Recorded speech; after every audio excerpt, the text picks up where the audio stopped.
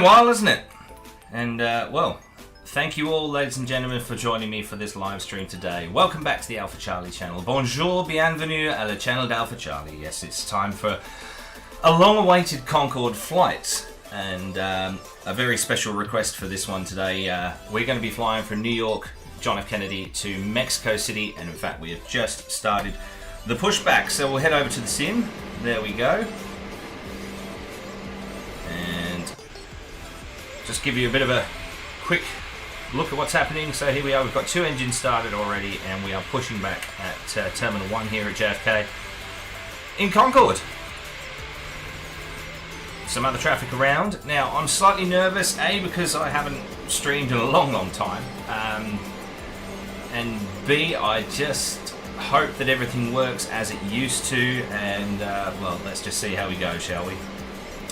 Alrighty, so our route for today, there you go, that's where we're going from and to. New York, John F. Kennedy, down to Mexico City. Now, what's going to be slightly different about this is that I'm going to manually slow the aircraft down from its supersonic speeds to cross the Florida coastline right here. We're going to get a good look at Cape Canaveral and, well, weather permitting, let's hope the clouds are relatively clear down there. But here, John F. Kennedy Airport, that's where we are right now. In fact, let's show you that. There you go, so that's where we are. We're going to be taking off for runway 13 right. So opposite direction to what we'd normally do. 31 left is what we'd normally do in the big left-hand turn around Jamaica Bay on the Canarsie climb. But we're actually on 13 right today. Set the parking brakes. And what's that going to look like? That's going to look a bit like this. The Kennedy 5 departure. So we'll basically, we've already been given a heading of 170 that we need to hold. So we'll get airborne here and we'll head down 170 and then we'll pick up our route on the way. Now, there is air traffic control online, which I've been listening to in the background, but I've muted for you so that you can hear what I'm saying, but let's bring them on. Can you say it again for me one more time? Just, is that echoing for you or is that okay? Just give me an idea of what's going on.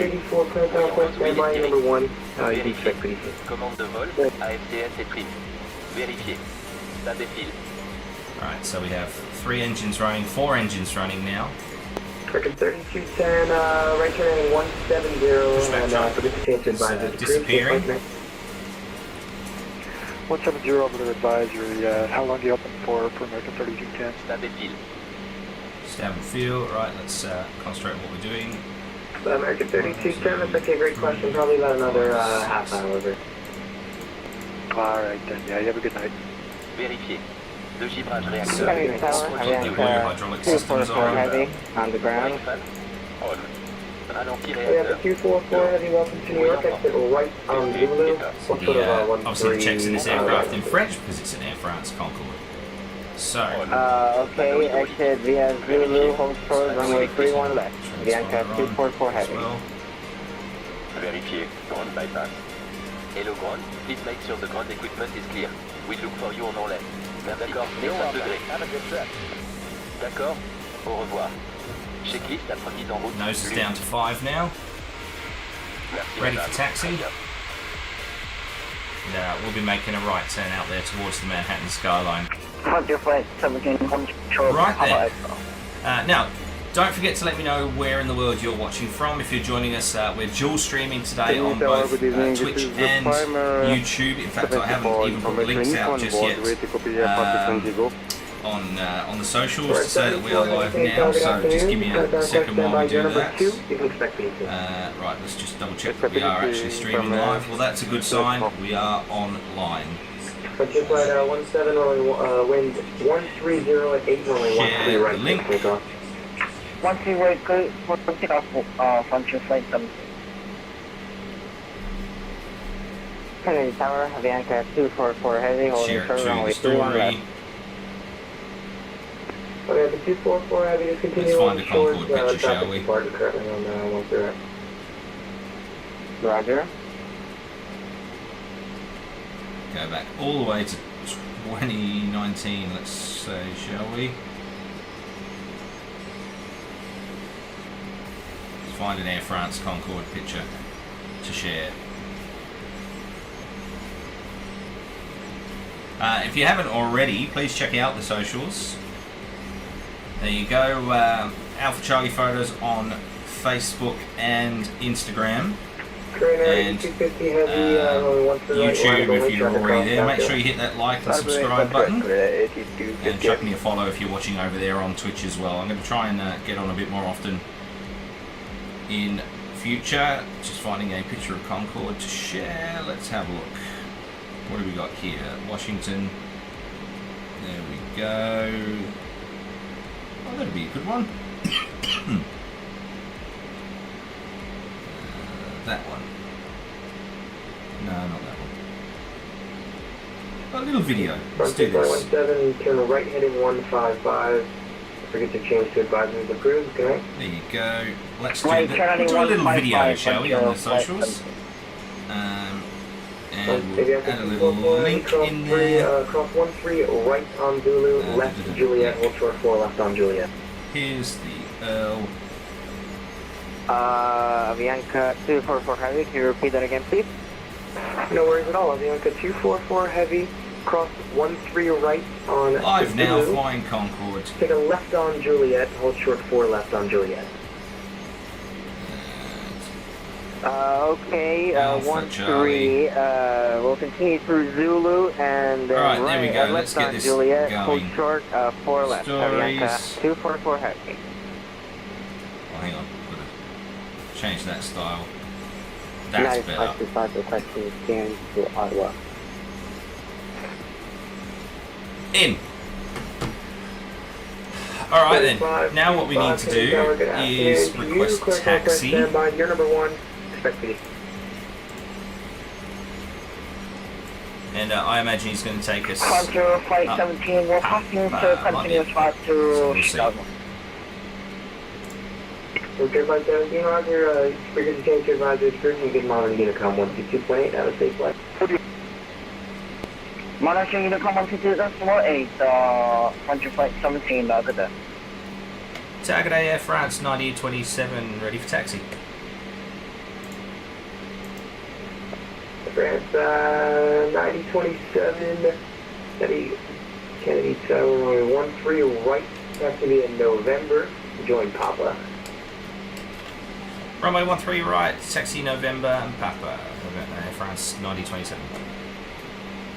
So after the primary 74 we propose back and So, that Color is 74 heavy, pushing starts at your own discretion. You can just so call November back and Papa. So we just basically straight ahead and to the right, parallel to the runway there. And we'll go all the way to the end. The wind 1308, runway 13 right. Alrighty, watching from Melbourne, Australia, this is Hayden, I believe that is. G'day Hayden, welcome aboard. 1604 Kennedy Tower, runway 13 right, line up and wait, caution with turbulence.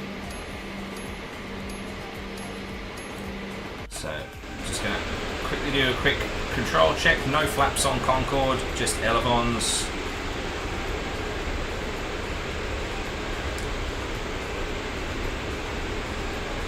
Sorry, now after next primary for 74, I have a request for you if possible. Runway 74 right. So can we expect takeoff from 13 right if possible? Yes, sir, you can expect runway 13 right. Oh, no, so sorry, I was saying 12 left, sorry, 12 left for primary 74. Primary 74, unfortunately I can't give you 13 left just because that's our designated arrival runway. Oh, there you go, Korean 777 all the way. I mean, 13 right is all I got. How are the levels? Are the levels okay? Exactly, so thanks a lot for 12 left, Audio's good? 74, thanks a lot. 2,5, prêt No pour le worries, sorry about décollage. that. Prêt pour le décollage. Kennedy Tower, Avianca 244 Heavy, holding short runway 4 left. So we have a 244 heavy cross 4 left on Juliet to go right on Alpha. Cross 4 left, maintain Juliet, then turn right on Alpha, Avianca 244 Heavy. Turn Air 8250 heavy, right turn heading 155. And you forget to change to advisory crew connect. 155 and over advisory. Bonjour le Concorde, Christian Hamlin is on board. Delta 1604 Kennedy Tower, only 13 right, line up and wait, caution with turbulence. radio's louder than the pilot. Alright, let me sort that in a second. Let me just get this aircraft over here.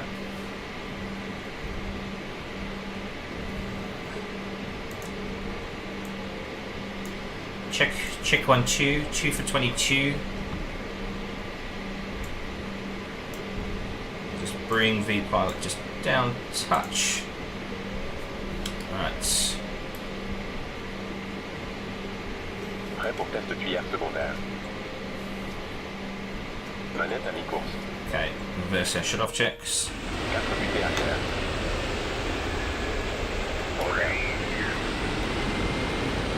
Retour revers. Test terminé. Siège et harnais. There we go. Off. Attaché.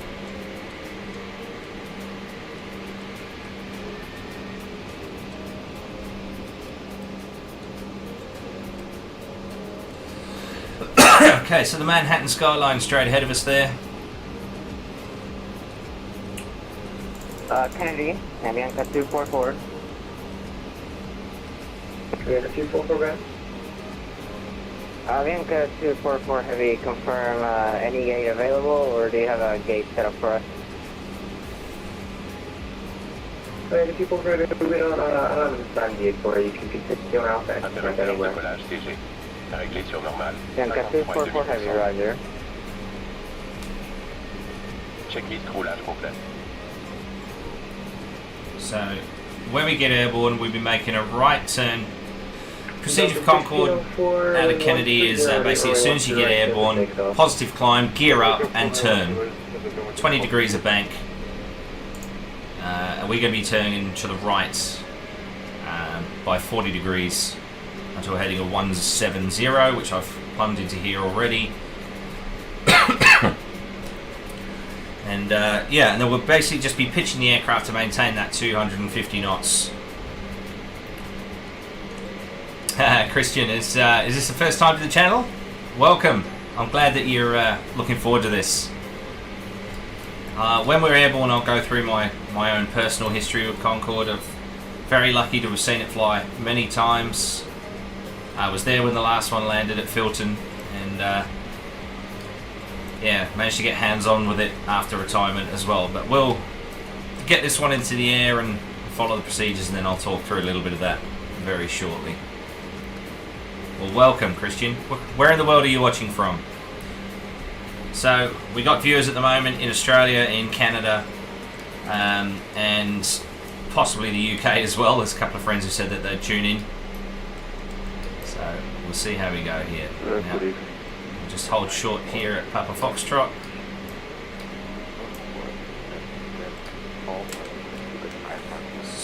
There we go.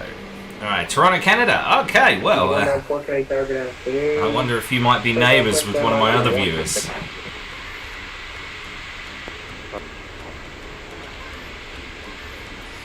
Alright. That nose wheel's a bit sideways. Alright. To be 2079, runway 13 right, have to be a right Bravo, join Papa.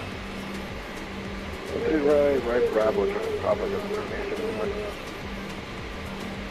Air France 9027, runway 13 right, line up and wait. Line up and wait, 13 right, Air France 9027. Right, so there's a little sort of shortcut button here to start the takeoff check, which is the landing lights. I am able to give you the departure off 13 left. Runway 13 left, you have Charlie. On y va. D'accord. One for the Charlie. Transpondeur. Sélecté. 7122. Voyant ailleurs. Désactivé. Righty. Vérifié. Centrale d'alarme. I believe you see me. Inhibit. Take-off monitor. Okay, takeoff monitors armed. Sélecteur. So, just quickly before we go, there's a 1 minute timer here which I'll set running just as we get rolling. That is the little countdown, predetermined time, so that when we reach the end of that 1 minute, you'll hear 3, 2, 1 noise, or you would in English. 9027, heavy wind 1308, runway 13 right, take off. Clear takeoff 13 right, Air France 9027. Yeah, 321 noise, and then that's when we turn off the reheats. Every Concorde departure had full afterburner, full power. Alrighty, so we're going to go. Brakes released. 3, 2, 1, now. I'll just let those engines spool up for a couple of seconds before. Alright, now we're on the roll. I'll set that 1 minute timer going. And there you go, you see from behind 4 reheats. Let's get this baby into the air. 4 heures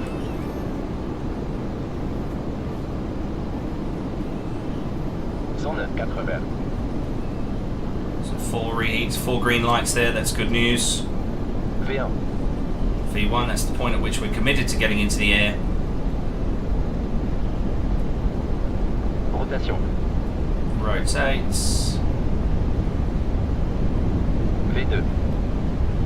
Vario positif. Train sur entrée. Air France 9027 Heavy, turn right heading 170. Acceleration. Change to advise screw, that's the plan, go straight. 170 and over to Unicom. Thanks for your help, Air France 9027. Alright, so a little bit fast there. Réduction. And I'm just going to maintain that pitch for a moment. Bring that speed back down to 250 knots. CDE train moyen. Neutre, éteint. Phare, tout sur on. Système Flight central directors d'alarme. on for a second. Recall. And bring the nose back down. There we are now. I'm just going to maintain that pitch for now. Let's bring the nose up to 0. Been a hot minute, James. Yes, it has. Morning, mate. Christian, are we allowed to go supersonic at any point during the flight? We are going to be going supersonic at the very first opportunity, my friend. Right, now we are going to stop climb at 5,000 because of this traffic we have ahead of us here. So they're at 6,000. We want to maintain that separation. The other thing is that we're now clear of the coast, so we're not restricted by any noise. The usual Concorde procedure is that we'd be cancel speed restriction to give us our continuous acceleration, and I will just manually adjust the nose to maintain a pitch. So that Delta A319 is probably not going to be a factor for us now. And when we get to about 300 knots, I'll start bringing the nose up.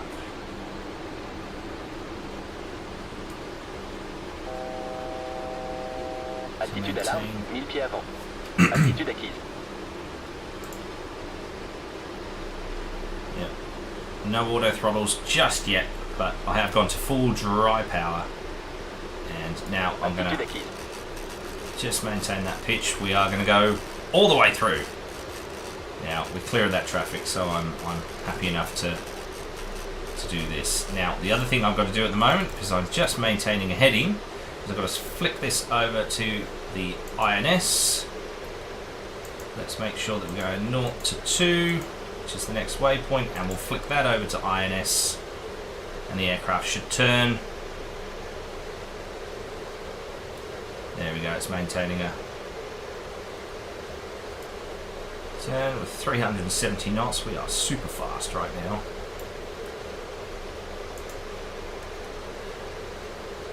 Now then, where are we? Well, we're not at Kennedy anymore, so where are we? There we are, that's us down there. We had our heading of 170, now we're getting back towards our track, heading straight towards the waypoint Wavy, and we'll continue our acceleration all the way up to supersonic speeds and head down off the east coast of the United States. On passe le niveau 100 pour 600 avec prime 3016. Vérifiez. So we're through 10,000 feet. I'm just going to bring that nose down again, because we're just starting to lose some airspeed. Excuse me. Vostok Gundam's on board on Twitch as well. G'day, Vostok. Also streamed on YouTube. That's where most of the people in the chat are, mate, so come on over.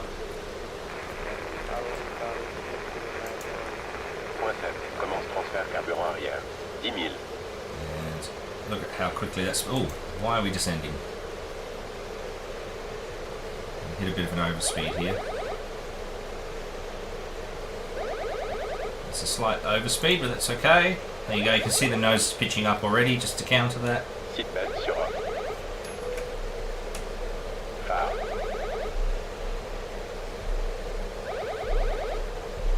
Tout éteint. Let's bring that nose up. Ooh, that's why.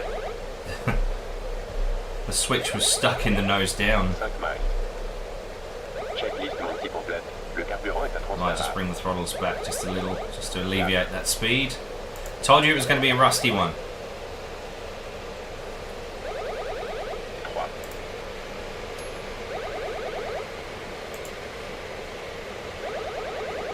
3. 2.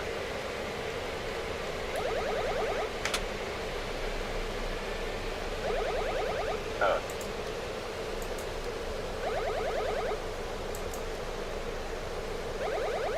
So that countdown was, there you go. So that's him telling us that we can accelerate now. We're not where we need to be to start the transonic climb. Let's get this speed under control first of all.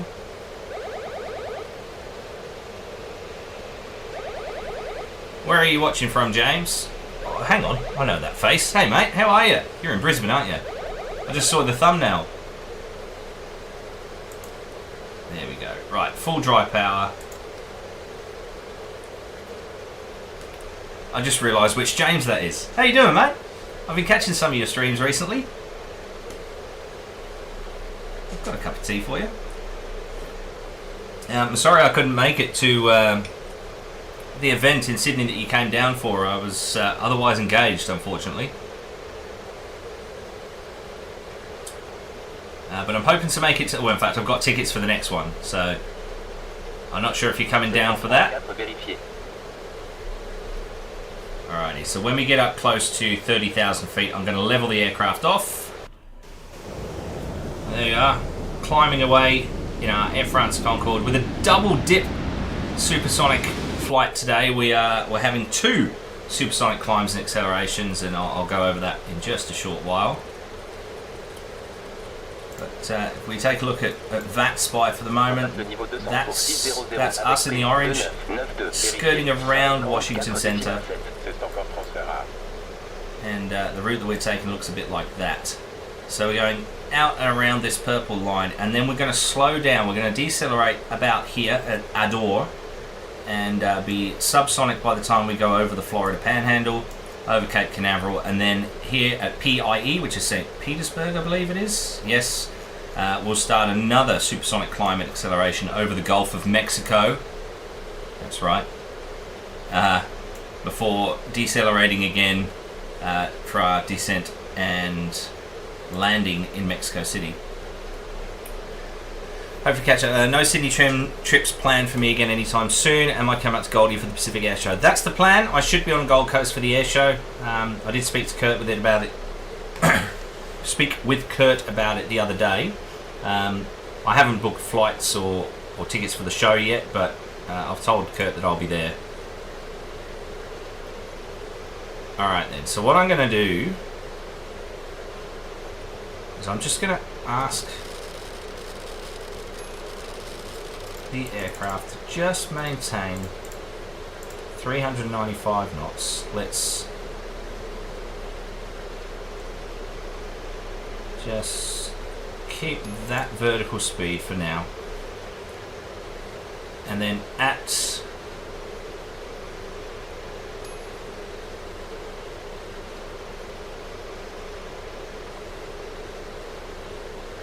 this one, you can already see we're at Mach 0.97. So what I might do is just forget that actually. It's get rid of the reheats.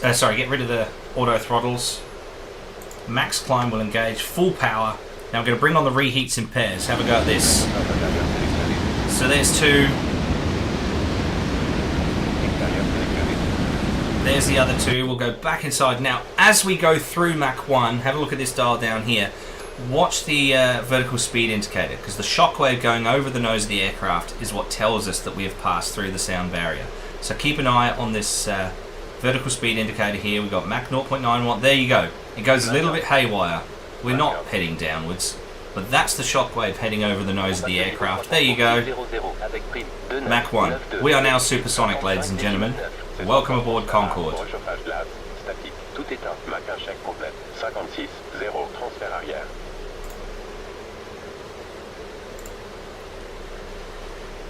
Now, reheat. For those of you who don't know what reheat is, it basically, for all intents and purposes, what you're doing is injecting raw fuel into the exhaust of the engine and setting fire to it, and that gives you phenomenal extra thrust. But obviously, it's very thirsty on the fuel, so you can't sort of keep that up all flight. So that's the real beauty of Concorde, is that at Mach 1.7 we can actually turn the reheats off and continue to accelerate all the way through to Mach 2, twice the speed of sound. That transonic region, anywhere between sort of Mach 0.9 and Mach 1.5, is a very, very high drag regime of supersonic flight. But once you punch through that, Concorde could do away with the afterburners and still accelerate. Still had enough power in those 4 Olympus 593 Snecma engines to accelerate all the way up to twice the speed of sound, 21 miles a minute, faster than a bullet from a gun. I'm really passionate about this airplane, and I feel very fortunate to have been there when the last one landed. Unfortunately, I wasn't able to ever fly on it, but I have managed to get my hands on it in a volunteer capacity, as after they stopped flying, there was one airframe that was left at Filton, not Alpha Foxtrot, the last Concorde to fly, another airframe which hadn't flown since the 1980s, Delta Golf, Golf Bravo Bravo Delta Golf 202, and it was there in pieces as a spare parts basically for the British Airways fleet. And after the retirement of the aircraft, they ferried that one by road up to Brooklands Museum in Weybridge in Surrey, which is where a lot of the fuselage and parts for Concorde were manufactured. And there was a team of volunteers that basically put this aircraft back together again, and I was very, very lucky to be one of them on a few occasions. Now, bearing in mind that I'm from Devon in the southwest of the UK, to drive up there to Surrey, it's a good 3-hour drive, so I didn't get to do it very often, but I think maybe 3 occasions I got to do that, and it was an absolute pleasure. Got to access all areas on the aircraft basically. At one stage I climbed inside the engine intake to help with the ramps, and we'll talk more about those in a minute, because they'll become important at Mach 1.3. We're going through Mach 1.2 here, and when we get to Mach 1.3, keep an eye on these indicators. You'll see they're at 0 at the moment, but 1.3 they'll start to move. And let's see if we can't get an external view and show you why they're so important. What can we do? Let's go cabin. Alright, rear cabin, camera. Let's go outside the aircraft. Okay, and we'll come around to the engine intakes. Look at that. Okay, so these are the ramps here right at the top of the screen. Hang on, let's just tilt them up so you can see them. So these variable geometry intakes, these ramps will start to lower. Now a jet engine, hang on, let's just turn that noise off for a second. Wow, that's much better. A jet engine can only cope with air at about 500 or 600 miles per hour. So what do you do in Concorde when you're traveling at over 1,000 miles per hour? Well, that's where these ramps come into play. You'll see them start to get lower and lower the faster that we get, because what they do is they come down and they choke the air. They cause a shock wave, which slows the air down in that, whatever it is, 15, 18 feet from the front of the engine to the actual engine blades. It slows the air down to that 500 or 600 mile an hour speed that the engines can cope with. And the computers that controlled those ramps are the reason why Concorde was such a success. Now let's go back inside. We're making our right hand turn. You can see we're already up to Mach 1.47 now, and look at those. Look at that, they're down at 20% already. I'm expecting them to be around that sort of 60 or 70% mark by the time we get to Mach 2. Alrighty. I'm so excited by this airplane. It's my favorite. I know it hasn't flown for 21 years, more than that now, or 21 and a half years nearly in commercial service, but it's just such an incredible aircraft. Sorry, I will catch up with the chat very shortly. Let me just put that one to 250 in preparation for landing. Alrighty, so James, sorry you had a question there. Theoretically, I'd imagine a re-engined Concorde wouldn't need reheat with modern engine technology. Yeah, you're right. So basically, there were 16 production Concordes built, the last of which was Alpha Foxtrot, which is now at Filton. And then the very next aircraft that would have been on the production line was a B-spec model of Concorde, which had basically reshaped wings, slightly larger fuel tanks, variable geometry leading edge devices, so slats, engines without reheat, and basically just a more optimized version, a B-spec model of the aircraft. Now we're coming up on 1.7. Let's watch these reheats go. 2 reheats will go. There they go. And the other 2. Now we have just halved our fuel consumption. I'll come back to that B-spec model in just a second. Now the other gauge that we need to keep an eye on is this one. I'll just quickly run through this and I'll go back to what I was saying there about the B-spec model. So this top line here, plus 53, that is the total temperature on the skin of the aircraft. TMO, 127 degrees Celsius. That is the maximum. TMO, temperature of maximum operation. If the temperature on the skin of the aircraft gets to 127 degrees Celsius, they have to slow the aircraft down. Otherwise, I don't know, we'll have the putty will melt in the windows or something. The static air temperature, minus 69 degrees Celsius outside. And the ISA, the International Standard Atmosphere, minus 12. So that means it's 12 degrees colder outside than the normal, than the average temperature at this altitude, at this position. Now, why does the skin of the aircraft get so hot? Well, it's the friction of the air. The friction of the air going across the skin of the aircraft heats the aircraft up, and if it gets to that 127 degrees Celsius, remember the boiling point of water is 100 degrees Celsius, so it's hotter than the boiling point of water. So when we get up to Mach 2, we expect that to be around the 120 degree mark.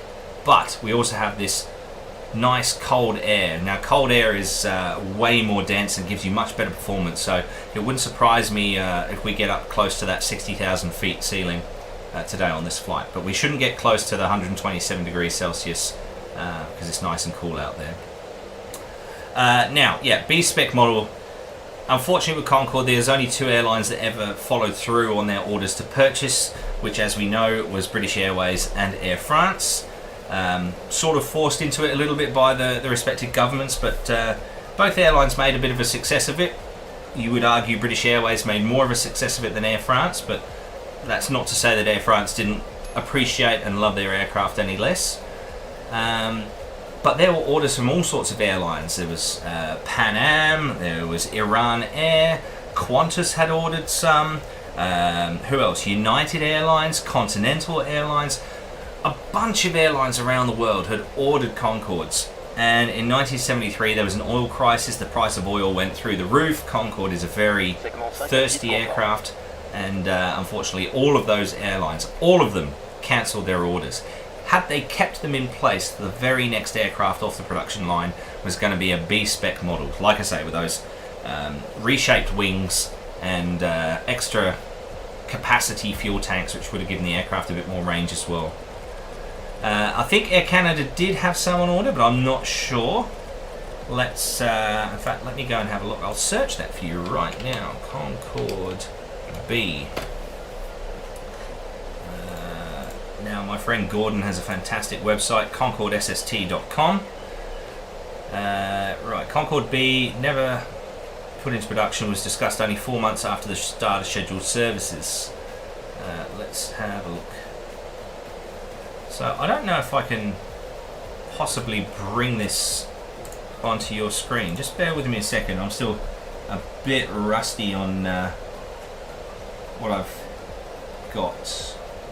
Right screen? No. Left screen? There you go.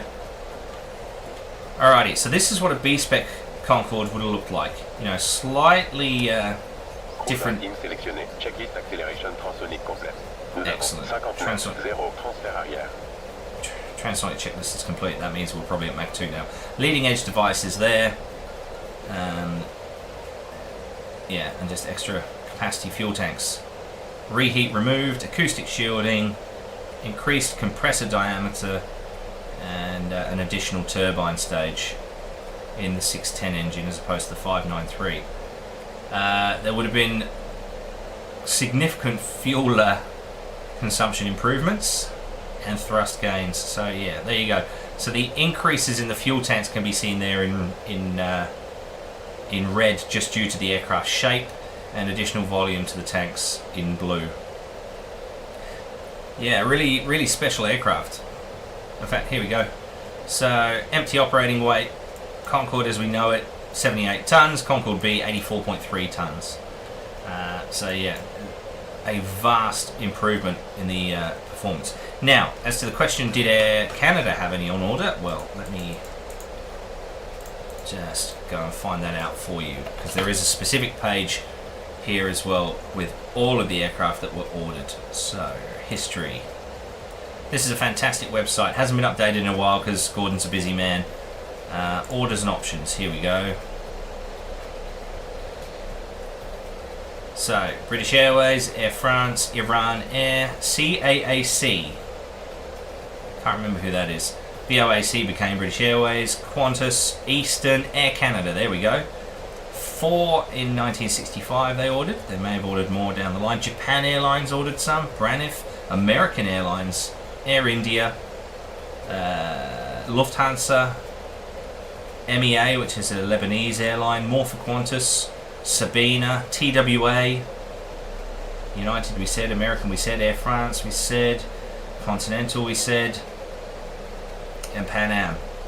So yeah, the story goes that when Pan Am announced that they'd ordered Concordes, President Kennedy was none too pleased in June of 1963, a few months before he was assassinated there in Dallas, very sadly. And he basically called the boss of Pan Am and said, "What the hell are you doing ordering this British and French aircraft?" And the boss of Pan Am, I can't remember his name, Von Tripp is it? He turned around and said, "What's the American alternative?" And so they started developing the Boeing 2707, which was, if they'd have made that thing, it would have been super impressive in terms of performance and capacity, but yeah, they're way too expensive and way too ambitious. Mach 3 and 300 passengers. Incredible technological achievement, and I kind of wish they'd done it, because it would have been healthy competition for Concorde. Anyway, so let's just have a look, see how we're going on Navigraph. Now, what I'm going to have to do is keep an eye on where we are here. I mean, we're not perfectly on the purple line there, that's just because of the zoom function on that, because I'm going to need to start slowing the aircraft down to be Mach 1 before we hit the coastline. Now I'm going to tune into a VOR that's close to the coastline. Let's go 112.6, which is Ormond Beach. I'm going to have to do that up here, 112.6, and I'm going to try and, because I'm going to have to do this first deceleration manually.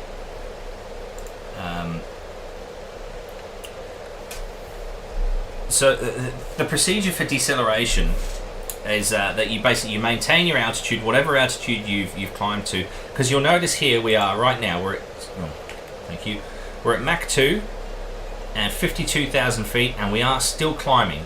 Because the procedure for Concorde, when it reached Mach 2, they had a block clearance between 50 and 60,000 feet, and they just leave the aircraft at full power, full dry power. And as the aircraft got lighter, as it burnt off the fuel, it would just basically drift up. And that's where this nice dial comes into play. You can see the temperature on the screen of the aircraft now, 107 degrees Celsius. That ISA is an important number there, -4, because the lower that number, the better the performance. The colder the air, the better the performance.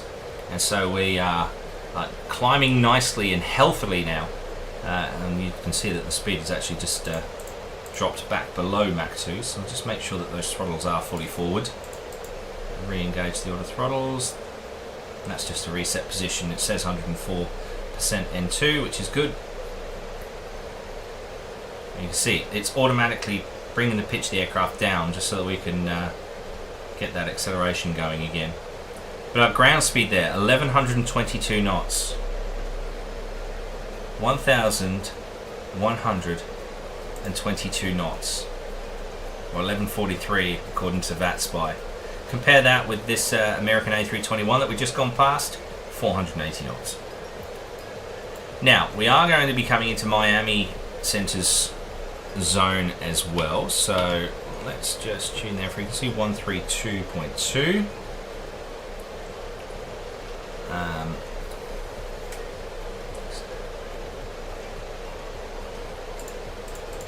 just going to get rid of the auto throttle for a moment. I'm going to manually make sure that that's at full power.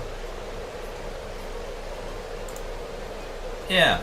Look, if you've got any questions on anything to do with Concorde, hit me with them. I'll do my best to answer them. I'm doing everything off the top of my head at the moment. If I need to search something up, I will, like I did there with the question about Air Canada's orders. But look, I love this aircraft. I'm passionate about this aircraft. I've got pictures of it on my wall, which you can't see.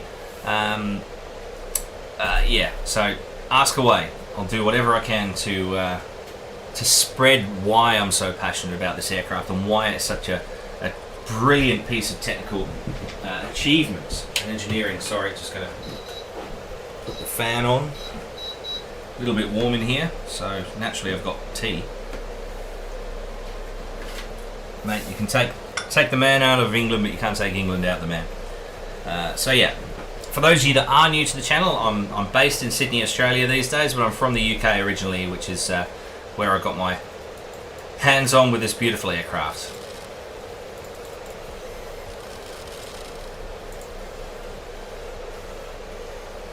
And obviously, if you're new to the channel, welcome. Please don't forget to hit the like button and the subscribe button. Follow me on the socials as well. You've got Alpha Charlie photos there on Instagram and Facebook. And if you're already here on YouTube, just hit that thumbs up and that subscribe button. And hit the bell, the notification thing. I don't put very many videos up these days. But yeah, I suppose I better catch up with you guys on what I've been doing for the last... Gee, how long's it been? 12, 18 months? Well, probably not that long. But yeah, we've moved house. Well, we've got a house now instead of an apartment, so there's a bit more space. I've got my own room here, which is sort of a shared office with my wife as well. Yeah, it's all happening. James, do I know which Concorde airframe came to Brisbane back in the 90s? As far as I know, it was the one and only visit here. Concorde in Brisbane, I believe it was Alpha Foxtrot,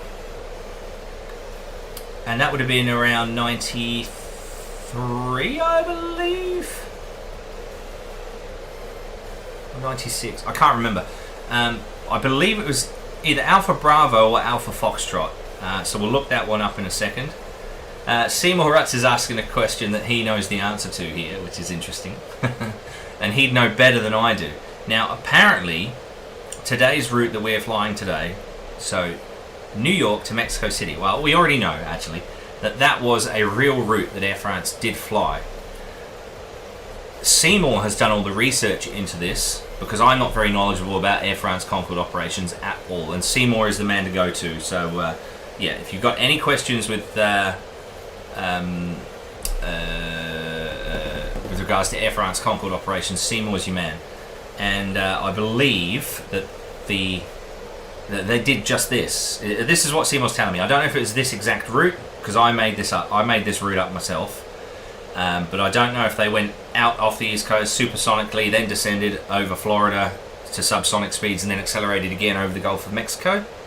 Seymour says they did, and I have no reason not to believe him. And this route actually is programmed into the... let's see if we can't bring up the flight computer. Oh no, that's not the one.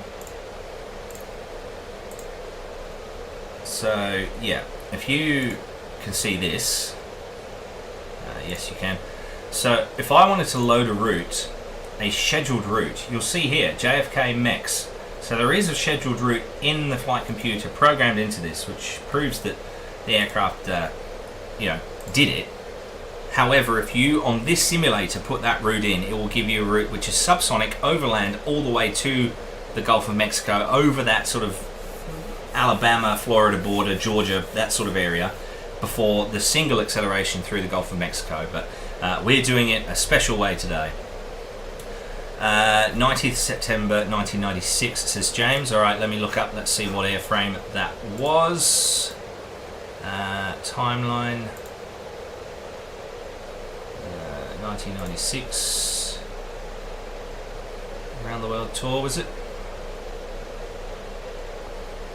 Let's keep going. No. History, destinations.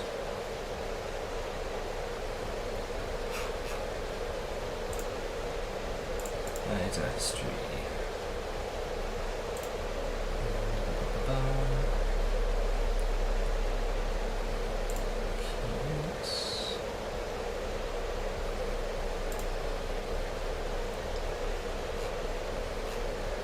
Alpha Bravo or Alpha Foxtrot is what rings a bell to me.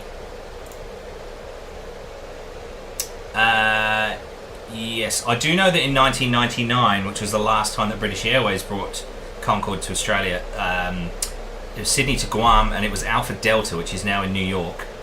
Maybe I'll do it this way.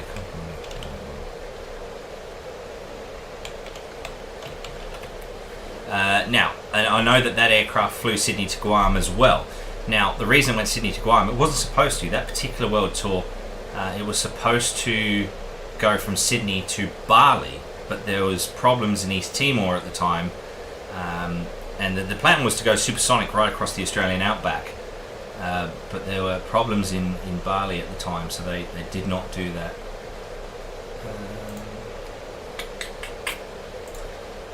Concorde.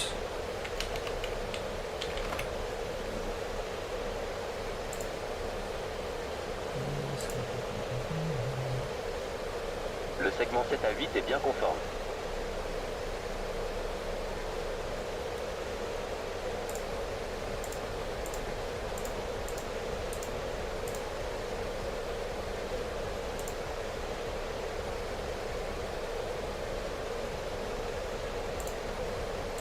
I'm still looking. BA Concorde around the world.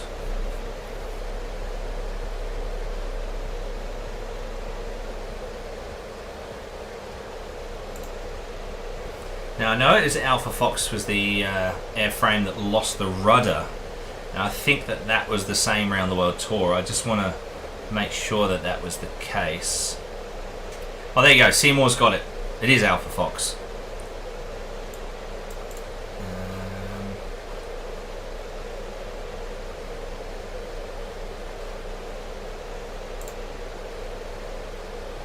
Hey, Ben Burns is online. How you going, Ben? Welcome.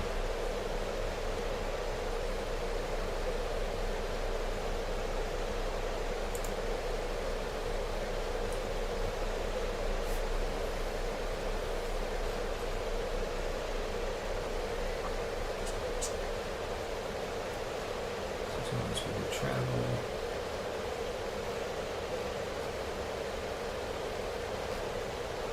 Yes, my friend Nigel managed to get a photo of Concorde the last time it came to Sydney. It was an Air France Concorde. If I remember rightly, I think it might even have been this aircraft, BVFC.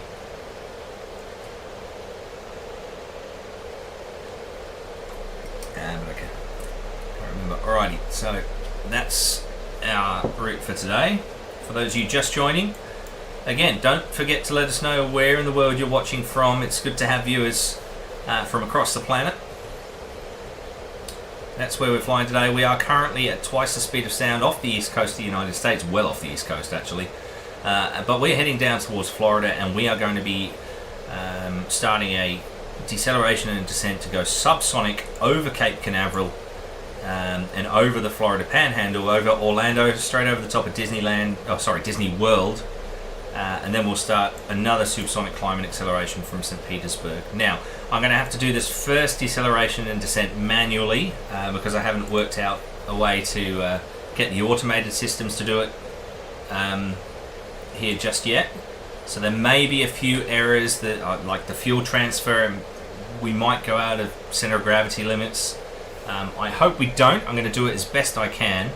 But the procedure for deceleration and descent is that whatever altitude we climb to, we'll hold that altitude and we bring the throttles back to 18 degrees. We don't just rip them back, otherwise, it causes all sorts of issues with the engines. You could surge the engines, keep the air conditioning systems working as well. Back to 18 degrees and maintaining that altitude. And as the speed bleeds off, as it gets to 360 knots, we'll start to put the aircraft into a descent, and then when it gets to 350 knots, we'll ask the aircraft to maintain an attitude, so a nose up or down attitude to maintain that 350 knots. Then at Mach 1.5 we bring the throttles back yet further to 32 degrees throttle lever angle. So I'm going to be doing all that manually, so I really hope I can do it well. And the reason I'm doing the first one manually is because there is an automated system in place to be able to do it for the second deceleration and descent. I set it up that way this time so that the last descent that we do is the proper one. Otherwise the aircraft would just want to go supersonic the whole way. Christian says, kind of ironic that we go subsonic over the Cape. Yeah, well, the people of Orlando like their windows. Oh, someone asked, it was Christian actually, why couldn't they do supersonic over land? Well, basically the way that, hang on, let me finish my tea. So if you watch a boat go through the water, it has a bow wave, right? And that bow wave is caused by the boat, the physical property of the boat, the bow of the boat, forcing that water out the way. Okay? It's the same with an aircraft. The aircraft is trying to force the air out of the way in order to basically go through it. And Mach 1 is the point at which that the air cannot move out of the way fast enough to just get around the airframe of the aircraft. It is forced out of the way by the mass of the aircraft. Now, that's the point at which that happened is called the sound barrier, because that pressure wave builds up. You know, the air isn't moving out of the way fast enough. You can pierce that barrier and get through it, but the force of that air being ripped open and then closed shut again on the back of the airframe, that's why you get a double bang when an aircraft, or an object I should say, goes supersonic. Okay. Now, the bigger the object, the heavier the object, the bigger the mass of that object, the more intense that bang is going to be. Now, Concorde isn't just going at Mach 1, or just through Mach 1, just through that sound barrier. It's going at Mach 2. So it is forcing that air out of the way with quite some vigor. And it's what is it, 180-ton aircraft, or whatever it is. And it's forcing that air out of the way. And so there's one shock wave from the nose of the aircraft where it forces that air out of the way.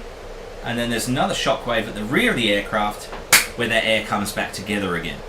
And that's the double bang. That's the bang bang that you hear if you're directly under. Now, that bang bang is actually a difference in air pressure. Okay, that's what causes that bang. It's similar to a thunder clap or something like that, but it's much more intense. And with Concorde, obviously, flying at twice the speed of sound, overpopulated areas, that pressure wave can actually be enough sometimes to break windows. And so the residents of Orlando probably don't want their windows broken, I'd say. So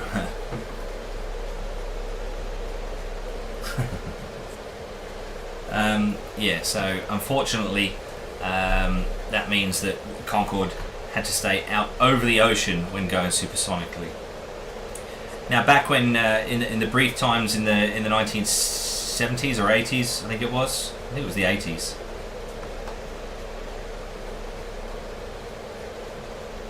Back in the 80s, when Singapore Airlines had a dual operation of Concorde with British Airways, the timing of the flights meant that going from London to Bahrain and then Bahrain onto Singapore, there was a supersonic section of flight there that went right over the middle of India. And quite rightly, the Indian government said, well, what makes you think that you can rattle our windows and disturb our way of life at stupid o'clock in the morning just so that your rich people can get to Singapore in a timely manner? So they then had to reroute the aircraft south of India and south of Sri Lanka, and they found that there wasn't enough demand and it wasn't economic enough, so that service stopped pretty quickly. Keeping an eye on that temperature there. -6 on the ISA, 105 degrees Celsius on the nose of the aircraft. Now the other thing, let's take a look at those ramps. I said that at Mach 2 I'd expect to see them down at about 60%, 70%, and there you are, just shy of 60%. Now let's just go outside of the aircraft again, and here we go. Let's see if we can't get outside the aircraft again and show you what that looks like. Let's just go outside. I'll just turn the noise off for a second so that you can hear yourself think. Now look how much further down those ramps are than what we looked at earlier on. Look at them. I'll just come slightly to the side now so you can just see how far down they are. Look at that, 60-70% down. At takeoff and subsonic speeds, they are flat to the roof. And that's one of the things that when I got to volunteer on Delta Golf at Brooklands, I got up in that engine intake and had to hold one of those ramps up. Not this furthest, closest one to us, the one a bit further in. And that's the space there. Let's come over this way slightly. So it's got to slow the air down from there. All right, stop moving. From there at the engine intake to where this dotted line is, it's got to slow the air down in that space from about 1100 miles an hour to about 500 or 600 miles an hour so that the engines can cope with it. A real marvel of engineering. I cannot overstate how incredible the engineering on this aircraft really is. Now let's get some drone shots. Now what's this link that Seymour's given us here?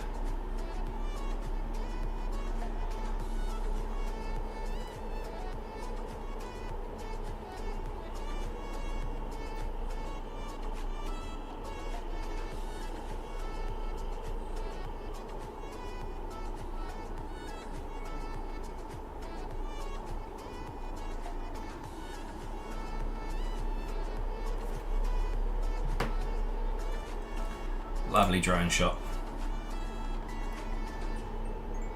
Now getting close to that point where I have to think about slowing the aircraft down.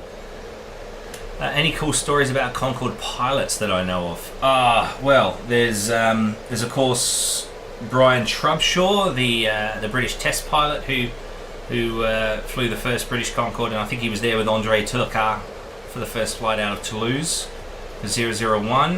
There's Brian Walpole as well, who I think it was Brian Walpole who successfully executed a barrel roll in Concorde in the testing phases as well. Concorde pilots that I've met would be, well, only really Les Brodie. I met Les Brodie in 2005, so very shortly after he'd stopped flying the aircraft. I met him at was it 2005? It might have been 2004 actually.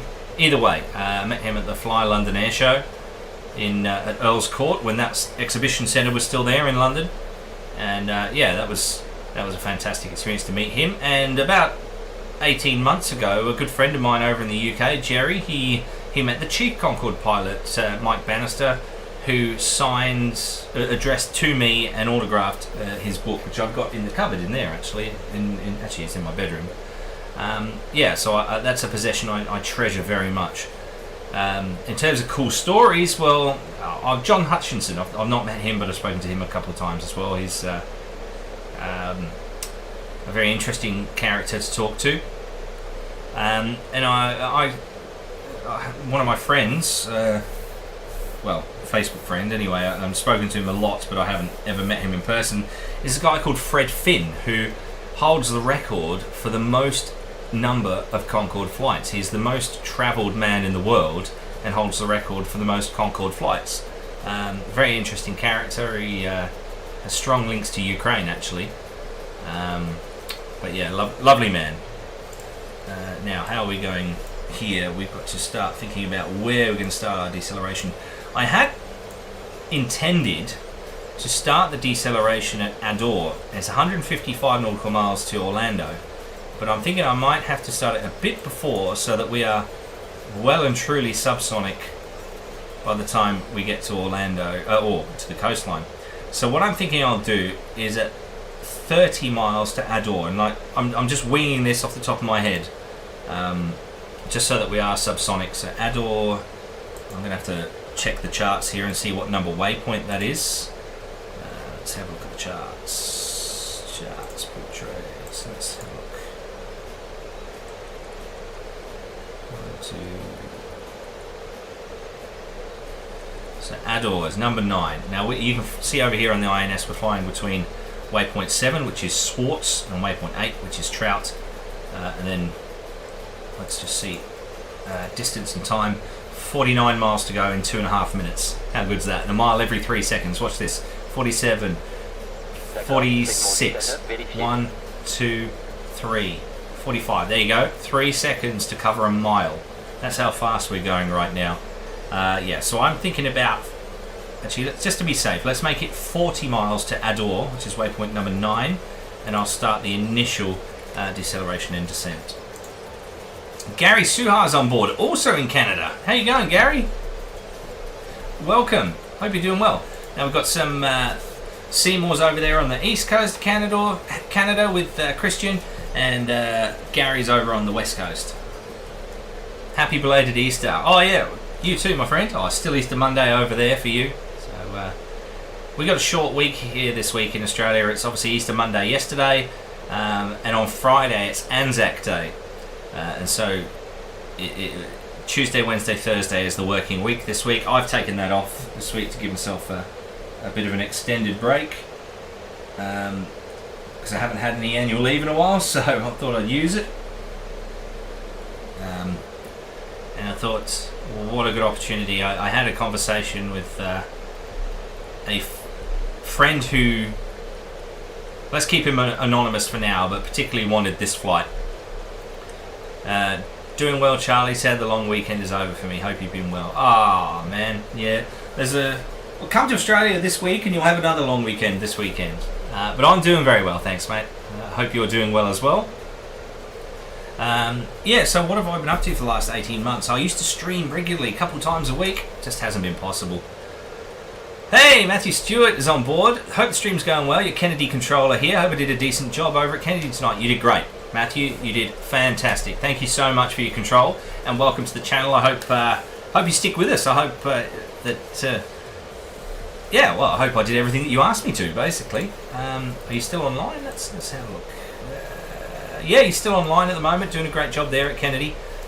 Look, who knows? We might be back on with you at some point later in the day. Now, if we have a look at VATSPY here, we're actually about to enter Miami Center shortly, so I'm expecting a contact request from them anytime soon. But yeah, Matthew, great to have you aboard. Thank you for joining us, mate. I really appreciate it. Don't forget, if you're new to the channel, hit that thumbs up button on this video, which helps first of all, but also subscribe on YouTube and Twitch, wherever you're watching from. Please do subscribe to the channel. I have to upload some real world flying. I haven't done any in a while, but I've still got the video from my last flight, and I've got to make a video to update what I've been doing. And look, if any of you are billionaires with a penchant for philanthropy that feel like just sponsoring my PPL, go for it. I'm not going to say no. But yeah, there you go. There's the socials. Alpha Charlie Photos on Facebook and Instagram, and obviously you're here on YouTube. Massive thanks to the mods there on Twitch, which is Seymour Ruts, D Fozzle, Studio Canuck, and DigiDriver. And obviously there's mods here in YouTube as well. Gary Suhar, Seymour, among them. And yeah, look, thank you so much for joining me, guys. I know it's been a long time since I've streamed, but I hope you're enjoying the experience.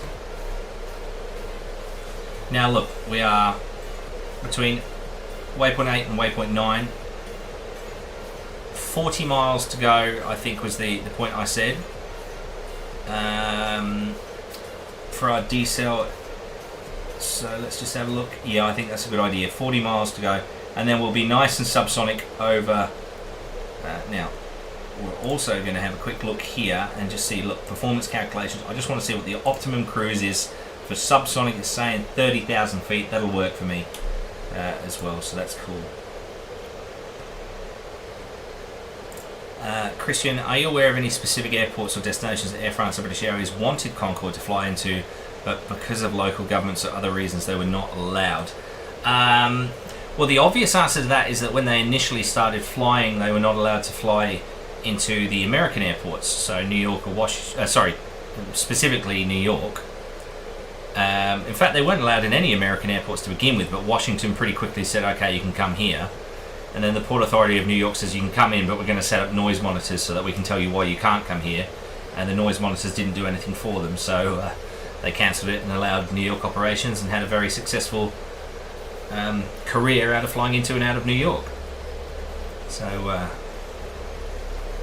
That's very good. But in terms of other airports that weren't allowed to, not that I can think of off the top of my head. Standby 1, that's our contact request for the Miami Center. So, with 10 miles to go to our decel. Miami Center, g'day, Air France 9027, flight level 550. Segment 9 à un conforme.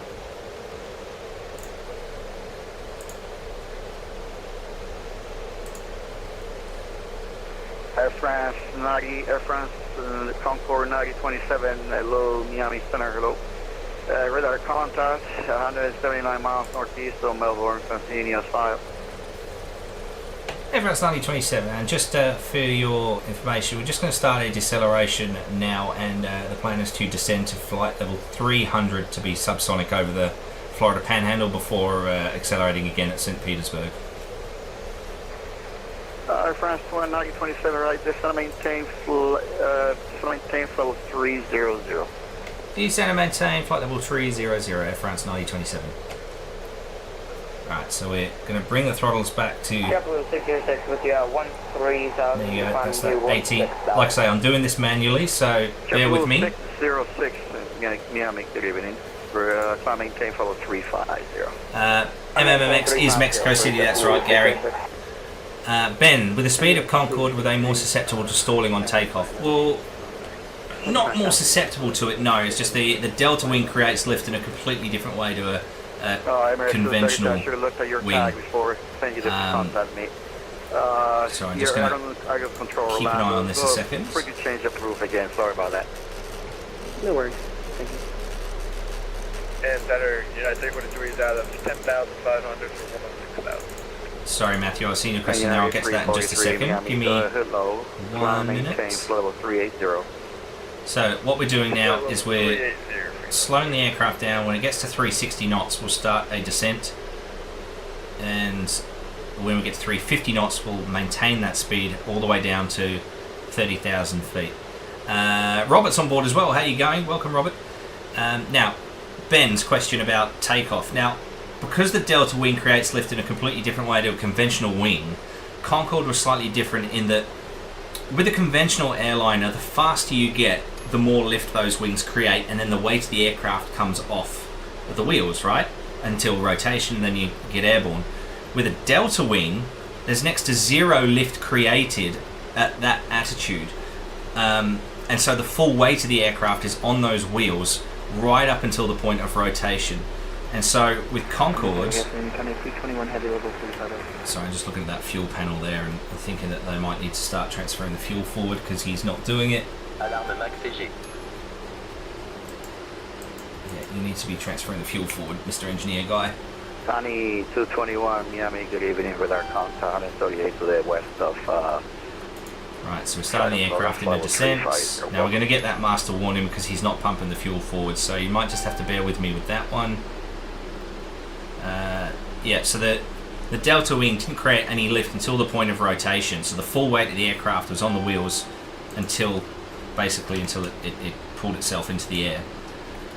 Now, as a result of that, the aircraft had a much higher rotation speed than a conventional airliner as well. So your conventional airliners, you're looking at a rotate speed around about 140 knots, maybe 150, depending on how heavy you are. With Concorde, rotation was much closer to sort of 180, 190 knots. So again, depending on weight and weather conditions and the runway that you're on, etc., etc. So yeah, many differences between Concorde and regular airliners. Matthew said, love seeing streamer links on the network, did an amazing job. Oh, thank you, everything I asked for. Can't say the same for some.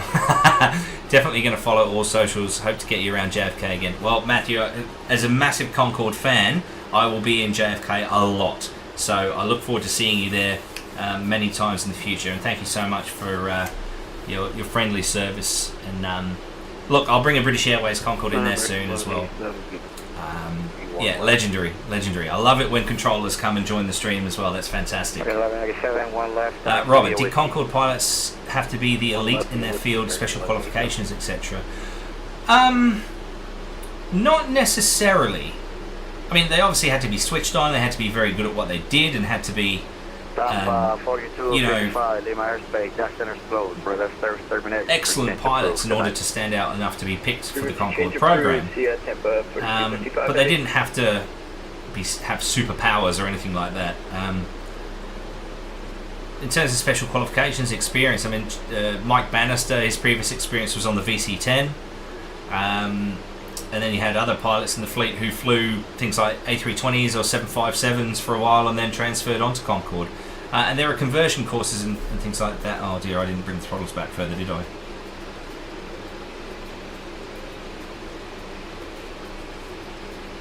Too much yapping. At Mach 1.5 I was supposed to bring the throttle back. We're at Mach 1.3 now, so those ramps should be back up to 0. There they go, you can see them. 1, 2, 3, and 4. All of those ramps are now back up to 0. And this is us, and you can just make out the Florida coastline there. There's the Cape.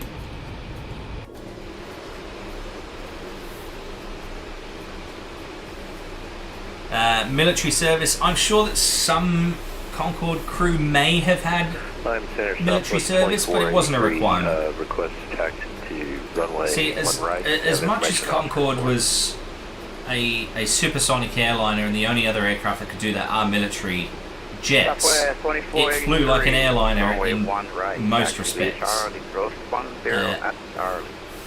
You know, you don't fly Concorde like you would fly an F-111 or you know, a Eurofighter Typhoon or a Tornado or anything like that. Completely different kettle of fish.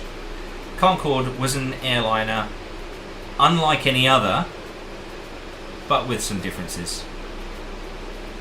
Sorry, with some similarities.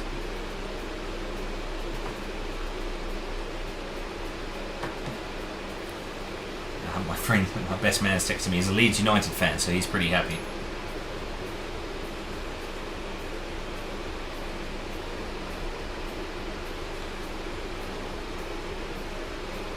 So there, you can see there that we are descending nicely, and we are very much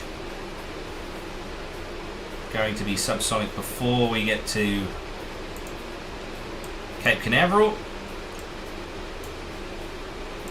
And we'll go over the top of Orlando, out to St. Petersburg, and then we'll request another supersonic climb and acceleration. That was some words. Brian Walpole did say, a lot of Concorde pilots will have served in the Air Force as well. It definitely wasn't a requirement that they do so.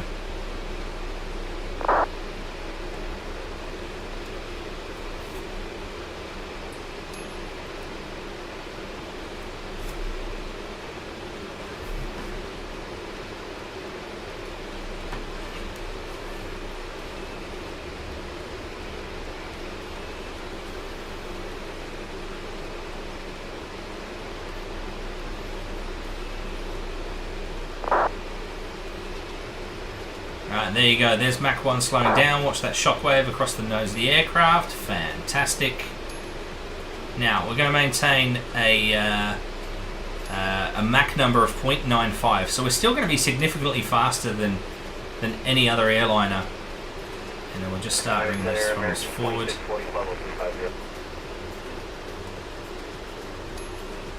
Just to arrest that rate of descent. American 2640 in Miami. Might just prime the auto throttle as well.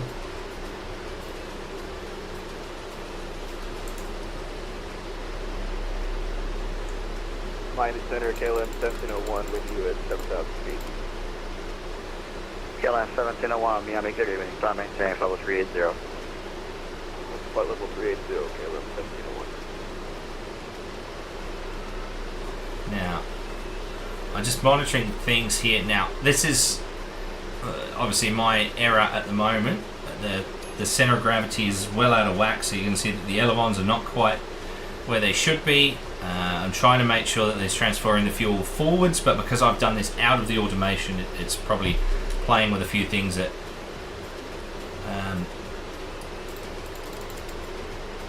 I shouldn't have played with. But I mean, if there is a way, I don't know the way. There probably is a way, but I don't know the way to set up a second deceleration and descent in the one flight. So holding short runway 10. We are Yeah, Southwest 2040. 1,000 foot away from our requested altitude. Charlie, Southwest 2483. Attitude à la American 1187, flagging 360, wind 3107, Just keeping an eye on left. the traffic. So there's an A380 that's just got airborne out of Philadelphia. Oh, it's going to Orlando. It's coming into Orlando. So that's not a problem. Yeah, I don't think we're going to have any traffic to affect. Oh, there's an A321 that's over the Gulf of Mexico at the moment, which might be a problem. This one over here, so by the time we get here we might have to pause our acceleration. But yeah, all going to plan at the moment. So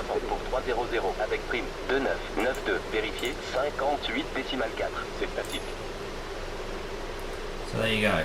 We are now at 30,000 feet, flight level 300, settling in at Mach 0.95 for our subsonic section of the flight. We are off the coast of the United States, off the coast of Florida. You can see Cape Canaveral here ahead of us. We are well and truly subsonic, so we're not laying a boom carpet on Kennedy Space Center. Yeah, now when we get closer we will see Kennedy Space Center in a bit more detail. Look, fire Concorde questions at me in the meantime. I love answering them. I love talking through you know, the deal with Concorde, and then we'll at St. Petersburg we'll light those afterburners again and we'll get this aircraft back up at twice the speed of sound. So we only got up to 54,000 feet. Air France Concorde 9027, connect Jacksonville 135.92. Talk to you on the other side. 13592. Speak to you on the dark side. Air France 9027. Gee, what was the frequency? I forgot already. 13592, wasn't it? Alright, 13. Actually, you know what? I'll leave it there. 13592. How's 1123? 555. How's the volume for the air traffic now for you guys? Before you wound, Juliet landed short of back to the air side. How's 1123? Thanks. You can make the left turn, Juliet, Lima, Kilo, cross 17 right, straight to the right. Right, Juliet, Lima, Kilo, cross 17 right, and into the red. Southwest 128, proceed direct Medusa, climb and maintain, flight level 380. Direct Medusa up to 380, Southwest 128. Southwest 128, it will be temporary 370. Atlanta will get you higher. All right, we'll go up to 370, and we're direct Medusa now for Southwest 128. Jacksonville Center, g'day. Air France 9027, flight level 300. Air France 9027, Jacksonville Center, welcome. Excellent. Right, we're in with Jacksonville Center. Now, let's go and have a look at the Cape. Here we go. Look at all these launch pads. You can see launch pads 39A and B, and Kennedy Space Center, and the shuttle landing facility, and this whole Space Coast. I think it's wonderful. 94 for visitor radar contact 10 miles north of the Now, this is obviously old scenery, default scenery. I do have... Good evening. Bring that down a little Good bit evening. for you. I I do have the VFR photographic scenery for Florida, but I turned it off recently just for performance reasons in the sim. And forgot to turn it on for today's flight. There you go. The moon landing. They launched from these launch pads here. Won't take long to fly over Florida. Yeah, no, I don't think it took more than... I did a practice run of this flight last week. I don't think it took more than 15 minutes from memory. But there you go. Kennedy Space Center. The shuttle landing facility as well. I think this is just a fascinating area of the world. I'd love to visit one day.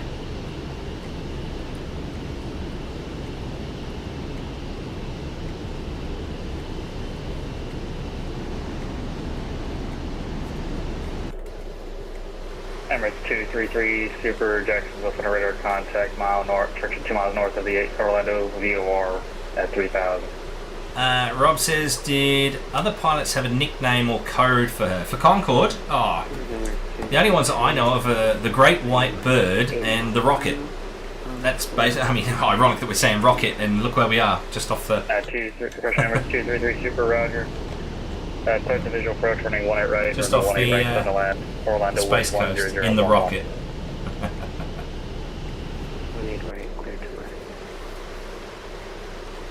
Did I check for SpaceX launch before flying over? No, no, Gary. 2213 Jacksonville Center, how do you? Should have, shouldn't I?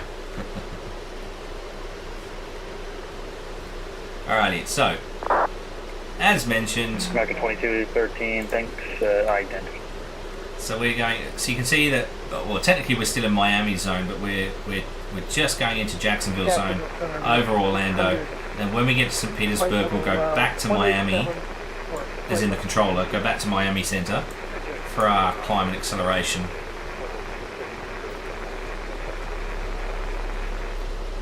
American 720 Jack Center radar contact. American 600 Jack Center, hello. Climb and maintain flight level 360. Flight level 360. Ben, when figuring fuel for a flight, was it more challenging with having to take into consideration miles flown at supersonic speed and miles over land at slower speed? Yes, it was more challenging. I mean, the optimum way of doing it would be to not have a subsonic section at all. The ideal scenario would be, like for example, on a charter flight or a positioning flight between New York John F. Kennedy and Barbados. It's perfect because they can take off over the water straight to supersonic speed and then decelerate and descend into Barbados over water. On the Heathrow and the Paris flights to New York, on that European side of the flight, there was always a subsonic section, whether some slightly longer than others, but in the UK, coming out of London, there was a subsonic section. It only lasted maybe 5 or 10 minutes out over the North Devon coast and the Bristol Channel, and for the French over northern France out into the English Channel. So they obviously have their own ways of calculating fuel flow and things like that. So yes, I would imagine it was more complicated for those with the subsonic section. Gary went to Kennedy Space Center last October before I went on a cruise. Very cool place to check out. Yeah, another reason I want to go there is I've mentioned we've got a friend of the family who flew on Space Shuttle Atlantis, and Kennedy Space Center is where Atlantis is. So I'd really, really love to go to Kennedy Space Center one day. So I just want to make a note of this. I mentioned through our cruise speed, our subsonic cruise speed of Mach 0.95, so ground speed of 542. Let's just have a look at what other traffic we've got around us. So there you go, 544 knots ground speed at 30,000 feet. What's this guy doing? He's at 35,000 feet and he's at 480 knots. So we are 60 knots faster across the ground than a subsonic jet. What about this guy? He's still climbing. This guy's still climbing. Still climbing. This guy, 35,000 feet, 497 knots. So again, we are what, 50 knots faster? KLM, still climbing.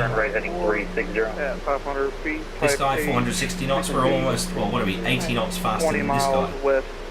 So he's not going to be a factor for us now, actually. American 1 might be, but we should be well above 20 him. miles west of Ocala. Coast Guard 6054, what's the VFR flight ball? Now, the next thing I'm going to do, actually, let's go and have a look at the 116.4. Alright, so 116.4. Turn right heading 360. And this will give us an idea about where we can do our climb and acceleration. So we've got 76 miles to run. We are currently, we've just gone over Orlando, so let's just go external for a moment. There's Orlando, there's the airport at Orlando. If I'm right. Oh look, there you go, there's the Emirates A380 below us. 0466, Coast Guard 6054. That's pretty cool, didn't expect to see that.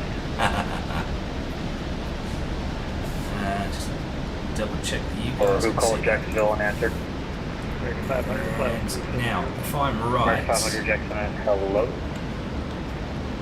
I think we've already passed it. I think we've already passed Disney World, but there is a castle set somewhere. Number 233, descend and maintain 2,500. Descend maintain 2,500.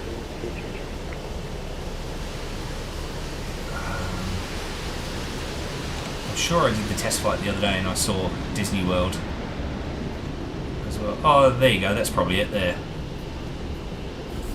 Maybe not. I don't know. I'm not a huge Disney person.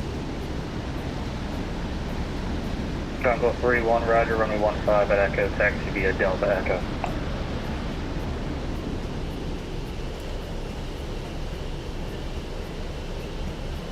Okay, so there's that technology park.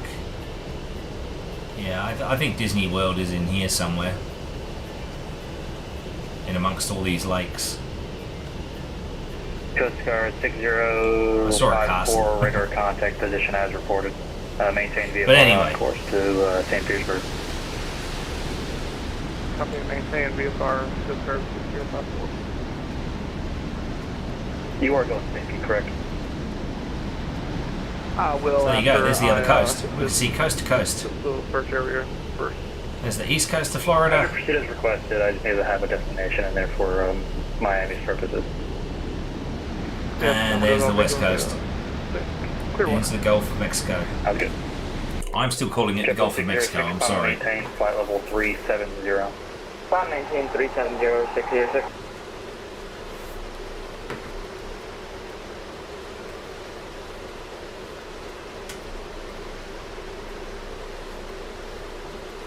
So yeah, when we hand over to Miami, which is going to happen very shortly because we're only, what, 50 miles away from St. Petersburg now.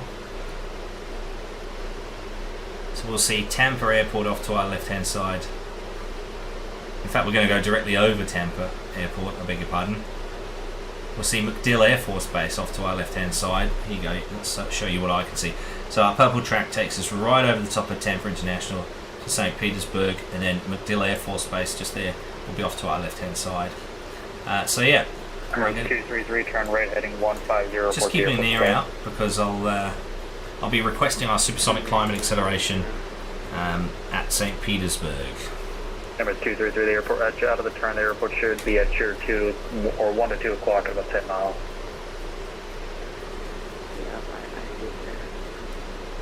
Numbers 233, roger, cross the Orlando VOR at or above 2,500, cleared the visual approach, 18 right, maintain 180 knots or less. Maintain 180 knots.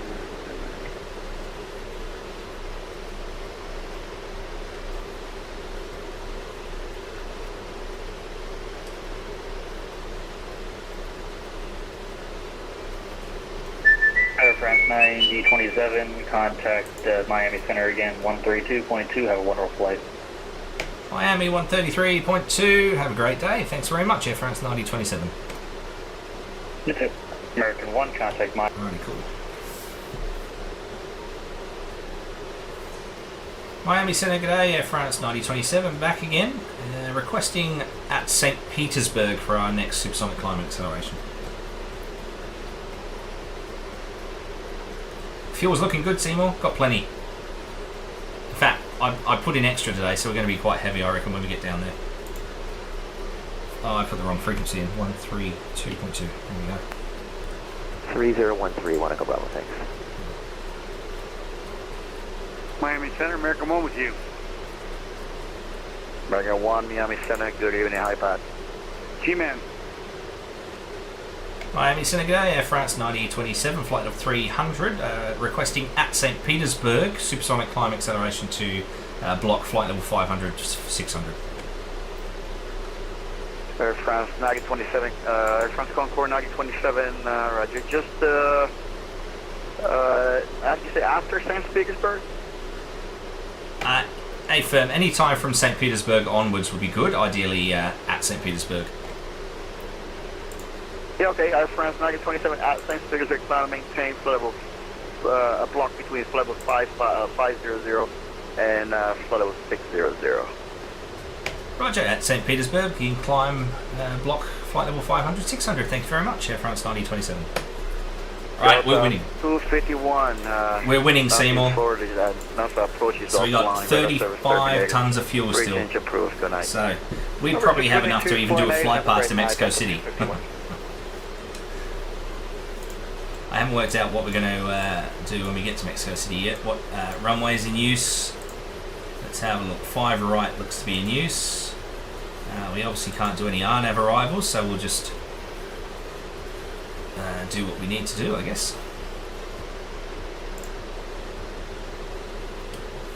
Alright, I'm keeping an eye out for American 1.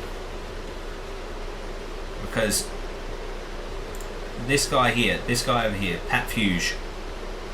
So, oh, he could be an issue as well, depending on what level he's going to. So from Tampa, I mean, look, it's not up to me to maintain separation. The controller will do that. But okay, so 1187 will overtake him. Although he should be making a right turn anytime now to go up to Dallas. And then American 1 and American 720 we should be clear of, but we might see.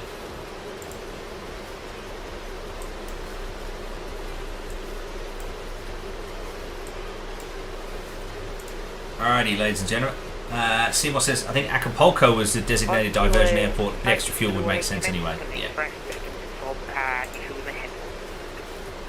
So we're holding 30,000 feet. I'm going to put altitude selector up to 60 because we've got 11 miles to run. Oh dear, you are leaving my airspace for the service terminator for change to blue. Good night. Just going to do airspeed hold for now.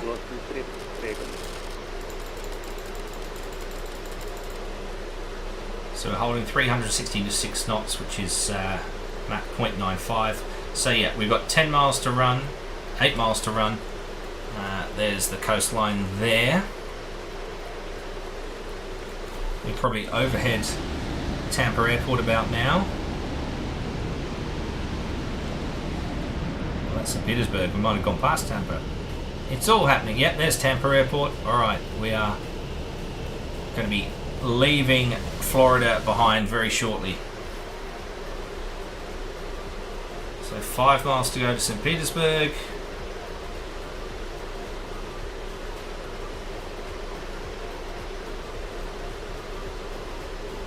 Right, I'm going to disengage the auto throttle now.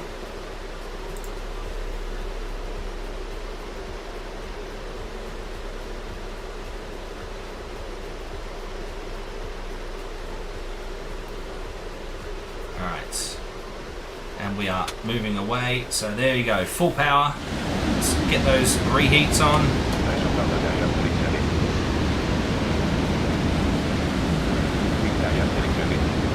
There you go, all 4 reheats now on. I'm going to start. Good evening, FedEx the aircraft into a 6045 climb. Heavy through 8,200 for 16,000. Yeah, we're going through Mach 1 very quickly this time. FedEx 6045 Heavy, Miami, good evening, climb and maintain, flight level 350.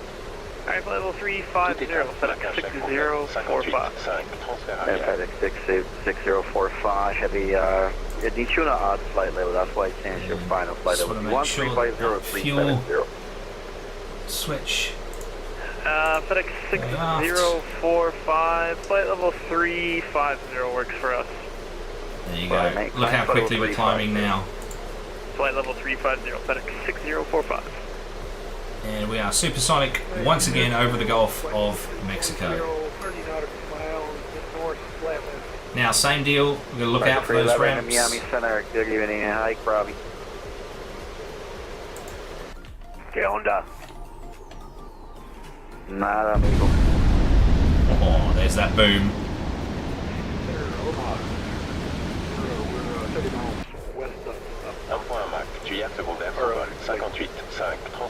Yeah, we're going to be well clear of that traffic. 20 Miami Center, good evening, hi, Chuck.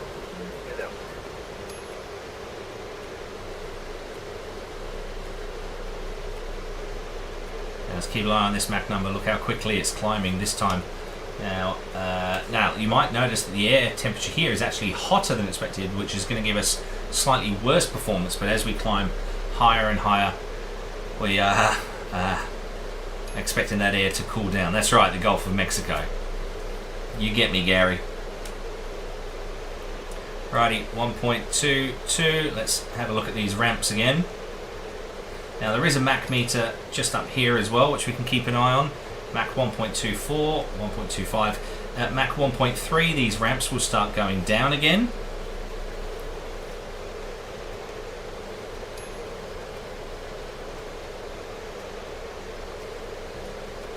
So 1.3, there we go. 1, 2, 3, 4. Have a good night. Fantastic, so they'll be on the move. French West, 649 heavy. Have a great night. And we are already approaching and going through 38,000 feet, so that traffic is no longer a factor. He's at 32, he's at 37, yeah, he's at 37. We're going to be well above them.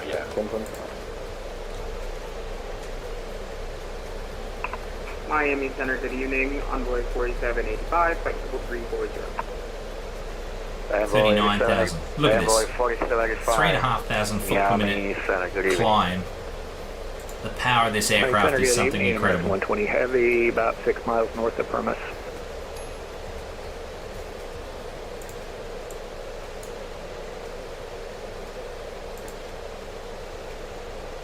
I'm back. Eventually, Chris.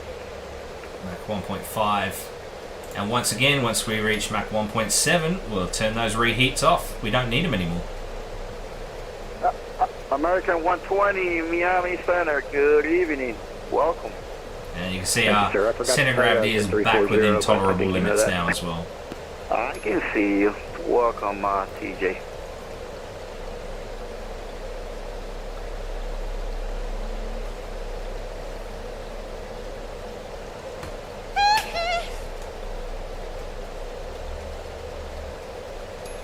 Alrighty, once again approaching Mach 1.7. These 4 white lights here are what tells us that the reheats, the afterburners are on.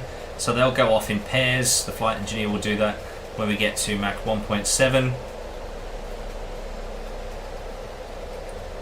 So here we go, 1.69. Mach 1.7. 1.7. There you go. The inboard 2 have gone.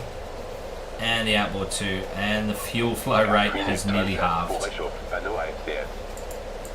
FCS. Excellent.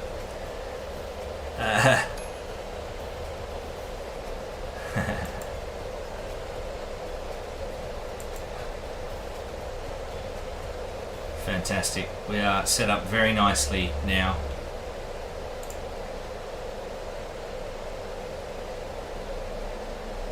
Now I'm going to keep an eye out to see if we can't see that 737, which is American 1.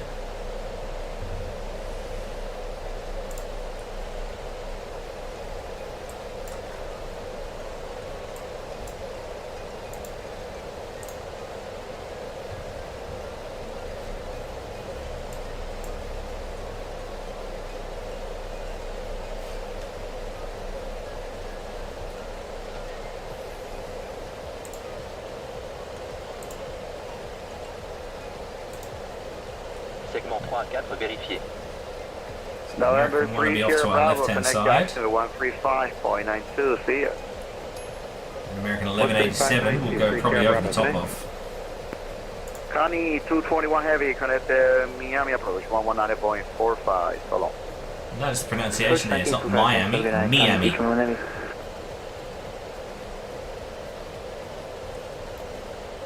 And there you go, there's that's American 1. 737 off to our left hand side. I wonder if we can see what it looks like from their point of view. See, we don't leave a contrail behind, so it's probably going to be difficult to see. American 1187, connect Jackson 135.92. Concorde did leave a contrail behind. It's just that on this game, it's not modelled. Gexessi, thank you very much for the follow over there on Twitch. Gee, I forgot I left those alerts on. Dual streaming here today on YouTube and Twitch, so thank you for the follow. Any follow over there on Twitch gets animated. I wonder if we can do the same for YouTube. I'm not doing that. Let's leave them at full throttle, thank you. Mach 2, there we go. And 50,000 feet. Fantastic, well done. Now, what's that temperature gauge saying? There you go, minus 11. Thought it might be around the tropics, that cooler upper air.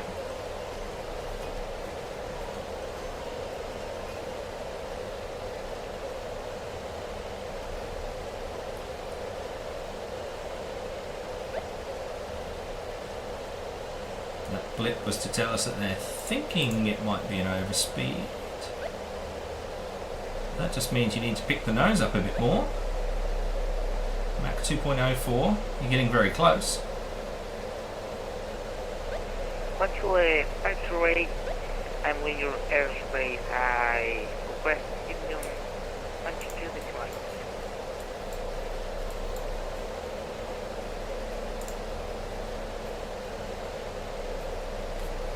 Launch to 508. Oh, there you go. There he is. There's the other aircraft. I thought I just caught a glimpse of something out of the corner of my eye. Yeah. Alright, well, I mean, I mentioned that I've got a bit of a history with Concorde myself. It's not a massive history. I'm not claiming to be, yeah, you know, the Concorde master or anything like that. But, yeah, I was very, very lucky to be involved with Concorde after the retirement. But one of my favourite moments was always when it would come to our local airport, which was Exeter in the southwest of England. And the last time it did that was 15th of July or 16th of July 2000. It actually stayed over the whole weekend. And my father and I went to watch it arrive and depart. In fact, my dad was working that day at the airport and I just had to basically stay there. And then I got a lift home with a family friend. But in the meantime, I managed to take a bit of a video of what happened. So I'm going to use this opportunity to take a quick toilet break and I'll play you that video of Concorde at my local airport. So just give me a couple of minutes, I'll be right back.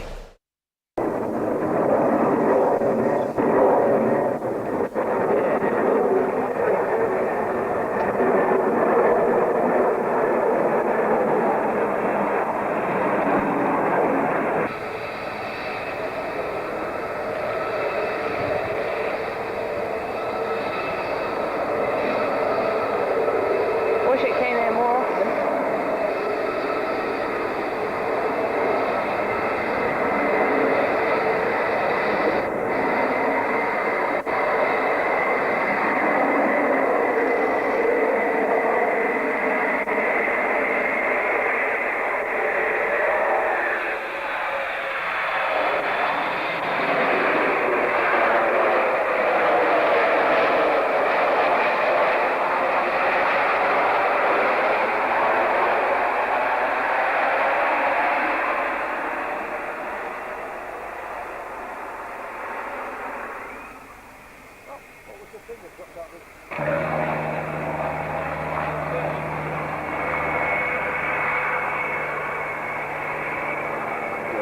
Yeah, he's landing. Yeah.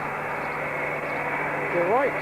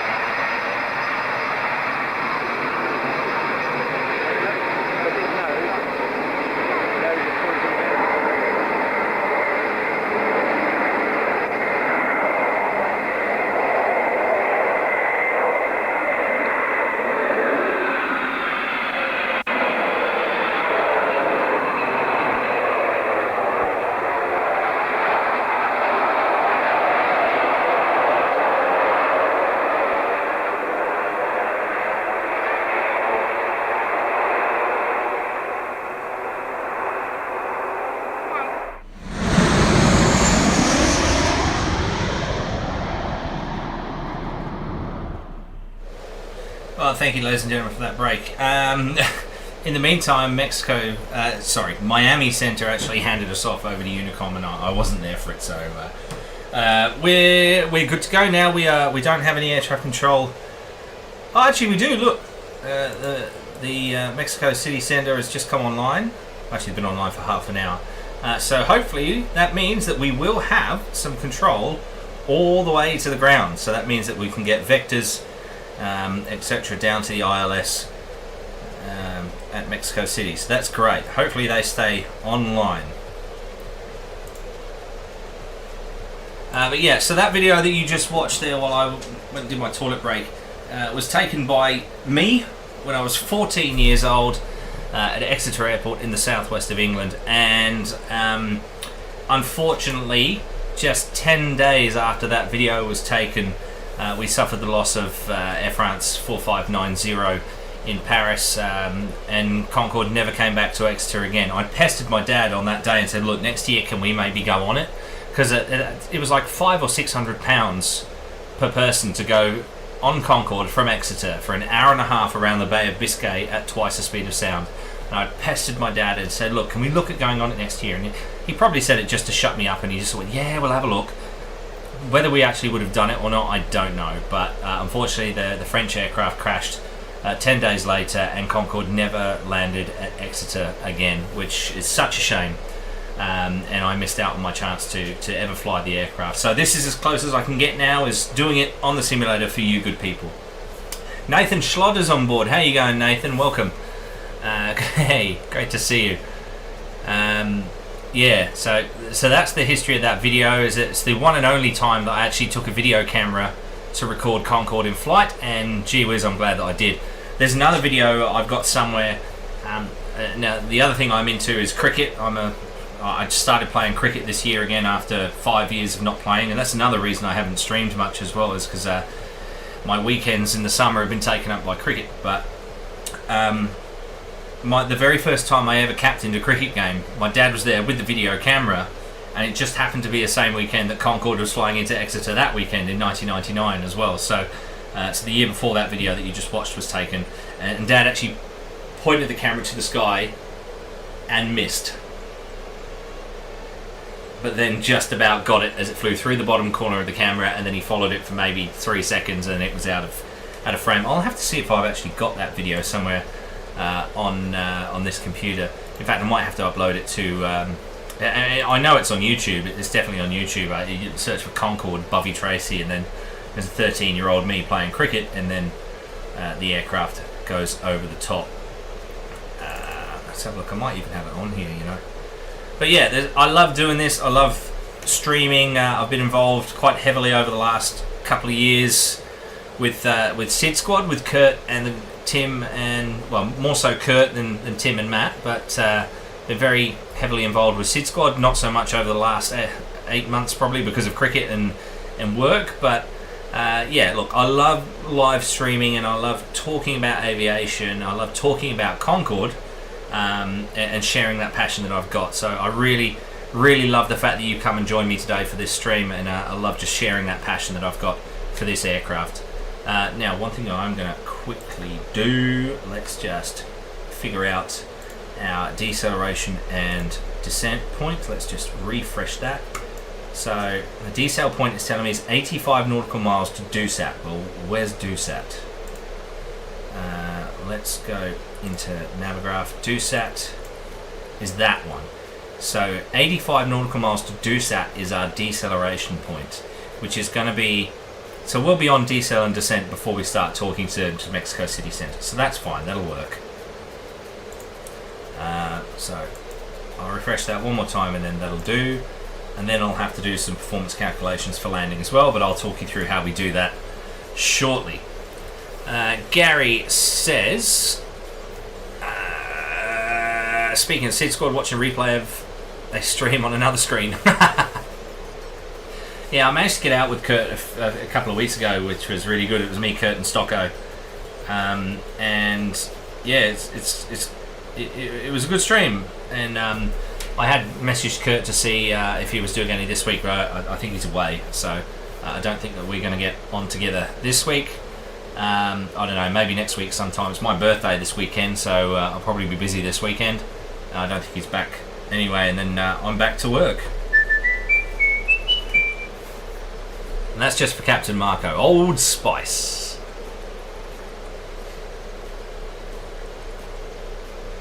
Look, I don't know if you remember before our initial deceleration and descent, but we got up to 54,500 feet. So 54, and we're already up to 56,000 feet.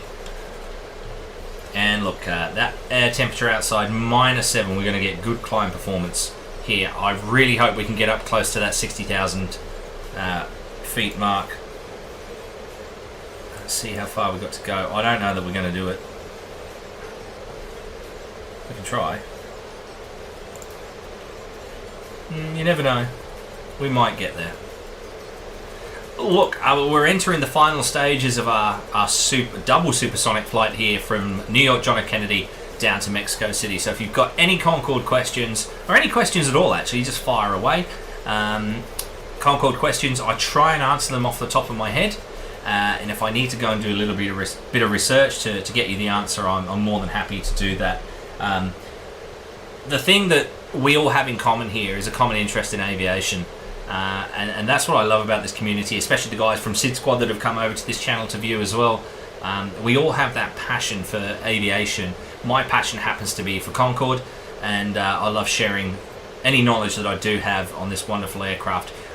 This aircraft that I think is still at the pinnacle of aviation technology. This was the first airliner ever to have carbon fiber brakes. It was the first airliner to have fly-by-wire technology. And bear in mind that the two companies that came together to build Concorde, which were British Aircraft Corporation and Aerospatiale in France, merged and joined with a few other companies to become what we now know as Airbus. So Airbus would not exist as it does today if it wasn't for Concorde. And Concorde was also the first airliner to use the transfer of fuel forwards and backwards on the aircraft to trim the aircraft out, to make it more aerodynamic, keep the flight controls nice and smooth, and therefore reduce drag and improve economy for that as well. Thank you to all of you in the chat for the early happy birthdays. I appreciate that very much so. So it's sort of a bit of a running joke I have that on the 26th of April 1986, the world's worst nuclear disaster up to that point happened in Chernobyl in Ukraine, and less than 24 hours later I appeared. Some say that explains a few things. I say get lost. Not really. So big birthday next year. Jeez, I remember being mournful of the last day of my teens. See, that's a while ago now. 57,000 feet now. Thank you guys. Thank you Gary, Ben and Nathan. I really appreciate that. Now, as I mentioned earlier on, if you haven't already, head on over to the socials, Facebook, Instagram, and right here on YouTube, Alpha Charlie Photos. YouTube, it's Alpha Charlie 6572, I think is the name, if you want to type that in and follow. I should probably get rid of that sub goal. I don't use it anymore. Huge thank you to all that have joined me today, and I like doing this. I really should do this a bit more often, shouldn't I? I really should. I don't know, maybe we'll do a British Airways Concorde flight soon as well, from London to New York. Do a proper standard Speedbird 1 kind of flight. I'm still waiting for this aircraft to be released from Microsoft Flight Simulator so that we get the improved graphics, the improved performance that goes with it. But look, I'm not going to hold my breath for that one. FS Labs are very, very coy and don't share any information on their development or give any release dates. I think they've been burned in the past and they're just sort of wary of that, and I don't really blame them. But look, it's just, I remember, so I got rid of my first computer to upgrade to this one to run Microsoft Flight Simulator and P3D V5. So we're on prepared P3D V5 right now. Concorde wasn't available for this sim at that time. November 2020, I upgraded to this sim with this computer to wait for Concorde to be released. It was then 3 years before it was released. 2023, I think it was August 2023 when they finally released it. And that when I upgraded the computer, it was like months away. Sorry, weeks away, I should say. It turned out to be nearly 3 years away. So I had nearly 3 years there where I couldn't fly Concorde, and it was really, really grating at me. And so I'm reluctant to get rid of this sim because this is my only way to fly Concorde at the moment. But I just cannot wait for it to be available on Microsoft Flight Simulator.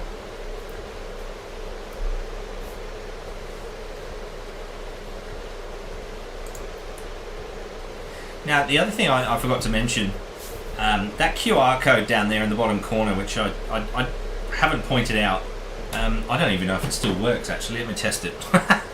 Probably should have done this before the stream. Let's just see if it works. Oh, it does work. Fantastic. So, look, I am not one to come with my hand out and ask for anything, and I'm not doing that now. All that QR code is look, similarly to every other live stream that you'll see, if you like what I do and you feel like shouting me the cost of a cup of coffee, or I don't drink coffee, tea, or whatever it might be, that QR code enables you to do so via PayPal. It's absolutely not needed, it's not obligatory, but it's always appreciated. But of course, you don't have to do that. The link is also, I believe, in the main channel as well. So, look, any contributions are greatly appreciated. They will go towards some real-world flying. I've got to get back into that.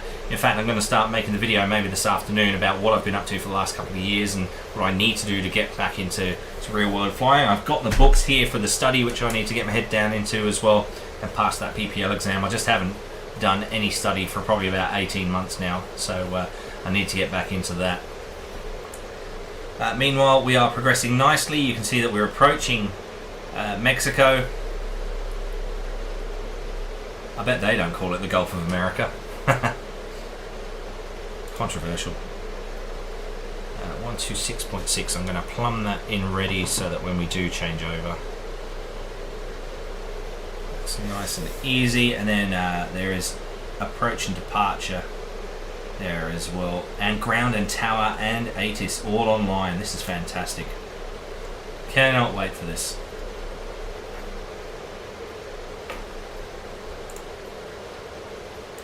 You're right, Gary. Real life comes first. I was up soon. I nearly started the stream early this morning because I started the stream at 9 o'clock local time, 9 a.m. local time. My wife and my daughter went to work today at about 7:45, just before 8 o'clock. But I've been awake since 6 because I was being kicked in the head by a 3-year-old.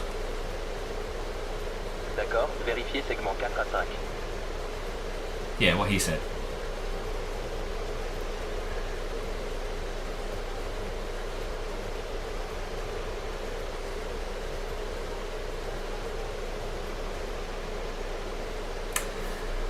Yeah. There you go, so that's 10 minutes for deceleration. So what have we got? So there you go, 1 hour 44 into the flight. Look at the distance we've covered in an hour and 44 minutes. New York, past Florida, and well into the Gulf of Mexico. And that's with the subsonic section as well. I didn't time the subsonic section, I don't know if anyone else did. But meantime, we are at 57,400 feet. Almost twice as high as any subsonic airliner, and more than twice as fast. 1,126 knots across the ground. I need to invest in a hockey helmet. I've got a cricket one somewhere in the garage.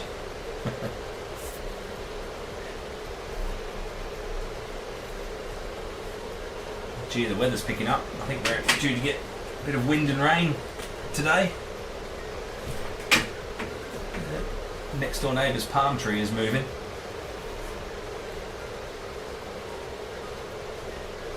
Ben asked, do I happen to know what the highest recorded flight level of a Concorde? I do.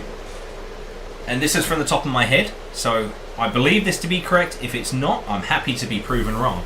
But my understanding is that the same aircraft broke the record for the highest speed achieved by Concorde and the highest altitude during the same flight.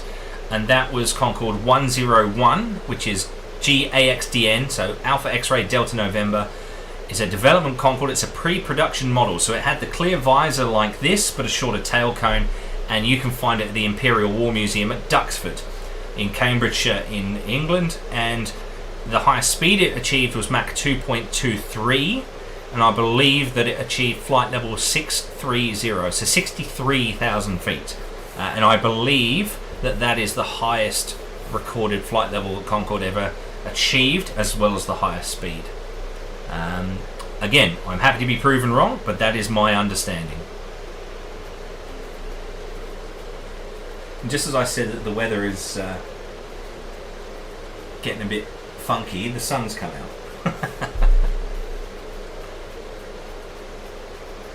Now, in terms of the aircraft in service, you'll see that we're sort of settled at Mach 2 or Mach 2.01. The sort of given speed range was Mach 2 to Mach 2.04, primarily for reasons of fatigue management, to make sure that you don't overstress the airframe, and given that there were no B-spec models or no new versions of the aircraft coming out afterwards, to prolong the service life of the aircraft. Now, they retired in 2003. Realistically, they probably would have retired in about 2007, 2008 anyway, possibly as late as 2010 for some aircraft. But people think that the accident that I mentioned a minute ago, the one and only accident that Concorde suffered in its entire service life in the year 2000, people think that that was the reason that Concorde stopped flying altogether, and that's not true totally. I mean, obviously it played a factor in, for example, Air France had a couple of near misses afterwards that they lost confidence in the aircraft a little bit. British Airways wanted to continue flying as long as possible, and British Airways were making more of a profit on Concorde than Air France were. I think that's not me being derogatory towards the French at all. It's just a fact that British Airways made more of a profit with Concorde, and I don't think that Air France really made a profit with Concorde over the course of its lifetime. And the thing that really killed Concorde once and for all was 9/11. So September 11th, 2001, half of the regular Concorde passengers were killed at the World Trade Center on that terrible day. And unfortunately, when Air France decided they didn't want to fly anymore, there was an agreement in place between the airlines where maintenance costs were shared 50-50. So Air France paid 50% of the maintenance cost, British Airways paid 50% of the maintenance cost across the entire fleet. So Air France at that time had 4 Concordes flying after the Paris crash. British Airways had 5, with 2 more still to be modified. Air France had obviously lost 2 airframes, so they only had 1 that could be modified to be brought back if they wanted to have a full fleet of 5.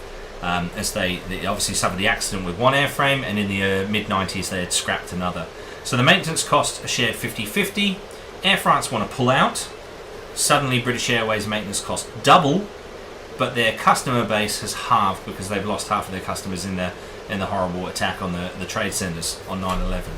So economically speaking, British Airways were forced into a position where they had to withdraw the aircraft from service. After retirement, there have been articles written and arguments made by critics that perhaps British Airways should have fought legally to force Air France to keep paying their half of the maintenance costs while the aircraft was still in operation. Because some of you might not be aware of this, but in the development of Concorde, there was a clause written into that agreement that if any party wanted to pull out the development of Concorde, they would still be liable for the cost of development. And that sort of agreement continued through the life of the aircraft as well. And some say that British Airways should have fought Air France to keep paying their half of the maintenance cost. But technically speaking, the decision to stop maintaining Concorde came from Airbus, who held the design authority for the aircraft. and didn't really want to maintain it after 2003 anyway. Now there's all sorts of conspiracy theories about Airbus and Air France being in bed together, and British Airways being offered a cheaper bunch of A320s to stop flying Concorde. I don't know how much truth there is to that. I must stress that is just a rumour. Some say it's substantiated, some say it isn't. I'm not making a decision either way on that one. I don't have enough of the facts. It's just me passing on some conversations I've heard. But yeah, Robert, good question above. Thanks for that.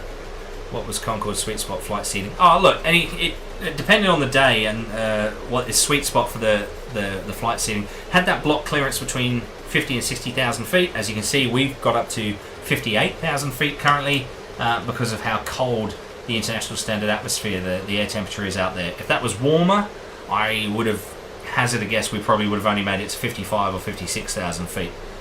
So it all depends on the conditions of the day. Wasn't the cost of fuel another reason to stop flying? Well, yeah, they were very thirsty on fuel.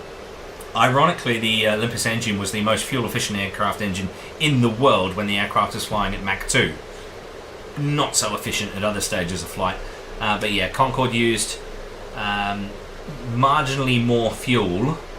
Well, it used about 95 tons of fuel to go between London and New York, carrying 100 passengers, and it burnt that fuel in about 3.5 hours.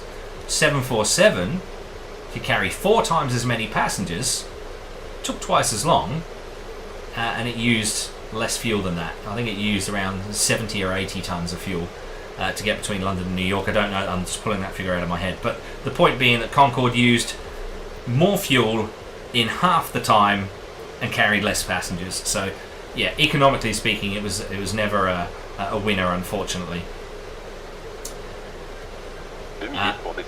There you go, that was a 2-minute call for deceleration. So what I'm going to do now is I'm going to ask the aircraft to just hold this altitude, so just over 58,000 feet. Checklist décélération, s'il vous plaît. Annonciateur atterrissage. Vérifiez. So all these checks are in French. It's just because I've heard them so many times in English, I sort of know what they're saying. So they'll go through their checks. I just want to say, I noticed there that Robert is spelling Concorde without the E, and that was how the British spelt it for a short period of time in the 1960s. And there was a bit of friction between the British and French about should it have the E, should it not have the E.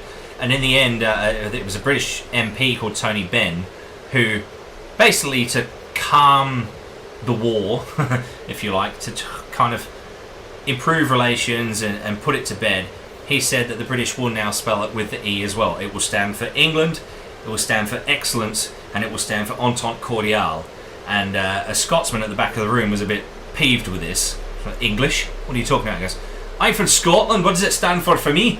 And Tony Benn, in his very quick thinking way, said it stands for Écosse, which is the French word for Scotland. So yeah, Concorde spelt with an E, and I personally think it looks better with the E. Right, there you go. So that's 10 miles to go. And we're about to get a contact request from Mexico City, I reckon.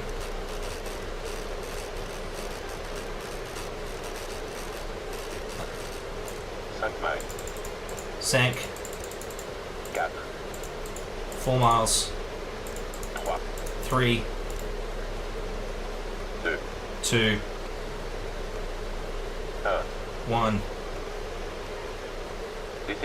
Alright, so now, there you go. So the flight engineer is bringing back those throttles to a pre-calculated 18 degrees throttle lever angle. You don't rip the throttles back all at once, as I said earlier. You surge the engines, and you want to keep some airflow going through the air conditioning systems. But you can see the speed is bleeding off. 1.95, 1.96. The airspeed's coming down as well, 430 knots. Now, again, we are looking for 360 knots, and that's where I'll start the aircraft in a descent. At 350 knots, I will ask the aircraft to maintain that speed using attitude, and it will basically lower the nose and give you a pretty high rate of descent. And at Mach 1.5, the flight engineer will bring the throttles back further again to 32 degrees throttle lever angle. So, and you'll see a really marked rate of descent, and then probably around 5,000 feet per minute. I did above with E, Concorde equal go, peacekeeping. There you go. Now, Robert, that was not a criticism of how you're spelling it at all. It was just, it reminded me of the story of how that came to be. Yeah, so that's the story of how Concorde came to have an E. Now, the word Concorde itself, it means agreement. If you're in concordance with something, you're in agreement with it. And that's how the aircraft got its name. It was a competition, a child, I can't remember the child's name or where they were from, but they chose the name. And because this was a partnership between the British and the French to develop this aircraft, Concorde is such an appropriate name. Now, like I say, I'm expecting a contact request any tick of the clock from Mexico City Center.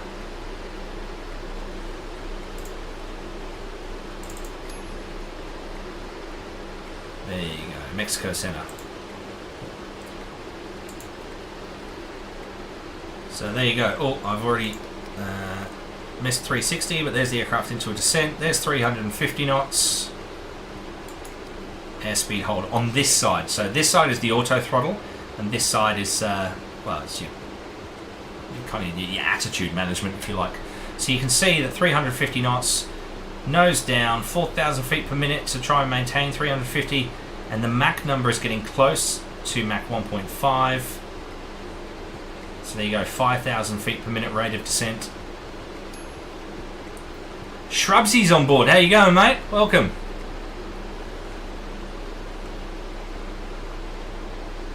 And here you go. At Mach 1.5, réduction s'il vous plaît. Réduction vers 32 degrés. Mach 1.5, and those throttles are going to come back yet further.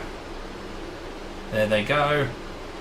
And watch what that does to our rate of descent, which had settled at about 3,000 feet per minute. It's going to come down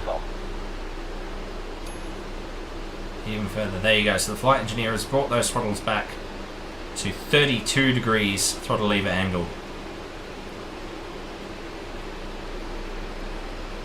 And there you go. We're down at 4,000 feet per minute almost rate of descent.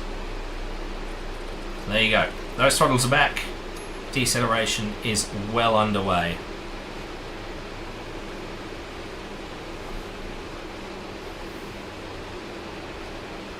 And there you go, you can see we are planning to be Mach 1 well short of Costa Rica. Now I have plumbed that frequency into our VOR DME. You can see that between Dusat and Costa Rica is 182 nautical miles, so I'm not expecting that to come up just yet, but we're approaching that boundary as well. That's us there.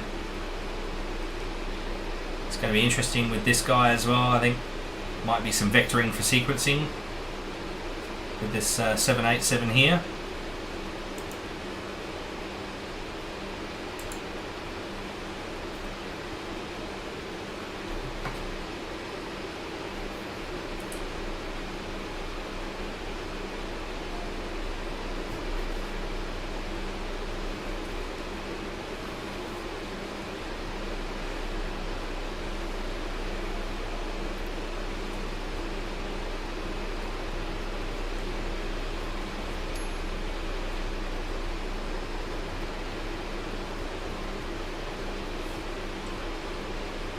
And there you go, we're through 50,000 feet descending.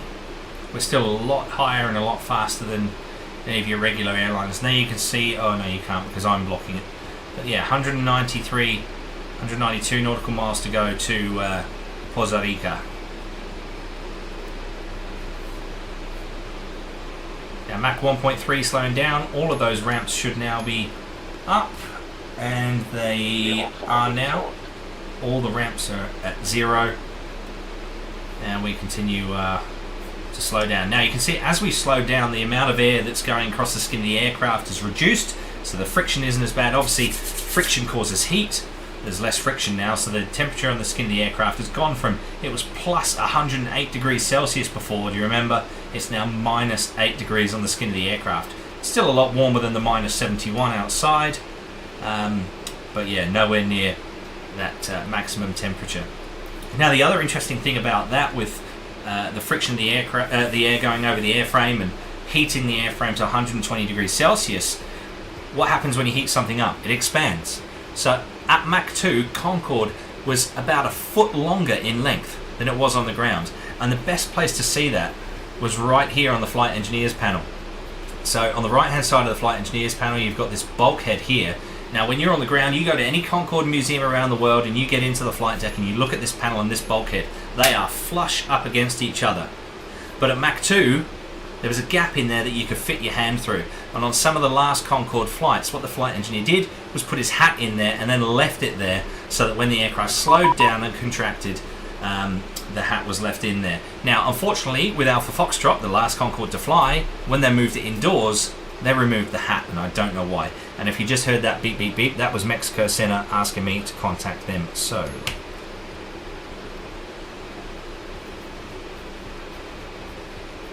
Mexico Center, g'day, Air France 9027, flight level 420, descending for flight level 300. Air France 902, Air France Concorde 9027, radar contact. Are you going to maintain level 300 or do you need a block?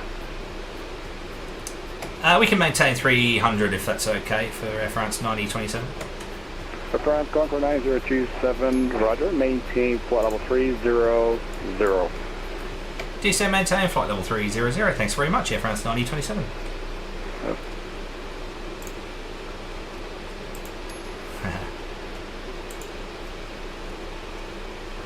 On passe le niveau 400 pour 300 avec prime 2992. Vérifiez 55 décimales 0. C'est pratique. So you can see the flight engineer has actually started pumping the fuel forwards. I don't think I spoke about that other than to say that Concorde was the first aircraft to do it, but they actually used the transfer of fuel forwards and backwards in the aircraft to maintain the aircraft at center of gravity in trim. So they could basically keep the ailerons nice and flush at the back of the aircraft there and make it nice and streamlined. So they just move the center of gravity of the aircraft by pumping the fuel forwards and aft in order to keep those ailerons nicely aligned, which reduces drag. So there you go, we've just gone through 2 hours on this flight so far.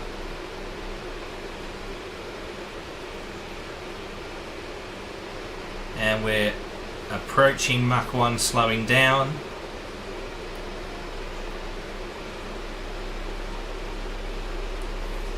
And watch that shockwave go over the nose of the aircraft again. Mach 1. Beautiful. We are now subsonic. The supersonic part of this flight has now concluded. So, ladies and gentlemen, I hope that you've enjoyed travelling with me at twice the speed of sound today. And yeah, join me for the landing. So 150 miles off the coast, decelerating and descending nice and early.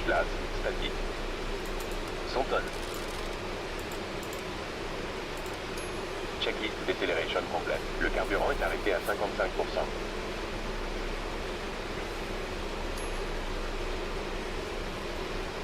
Now I reckon we've got probably half an hour to go before we land.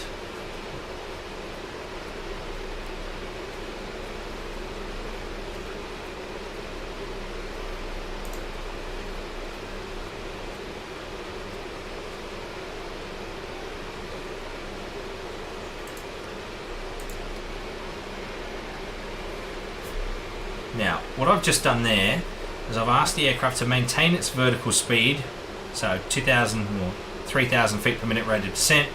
It's going to acquire and hold 30,000 feet, which it's doing right there. And I've just primed the auto throttle to maintain a Mach hold of 0.95. But the auto throttle and the Mach hold feature is not that great. So once we level off, I'm going to see what the indicated airspeed is at that Mach number of 0.95, and I'll just ask the aircraft to hold that. It seems to be better at holding an airspeed, an indicated airspeed, than it is at holding a Mach number. So yeah, 365 knots seems okay. So 367, that'll work.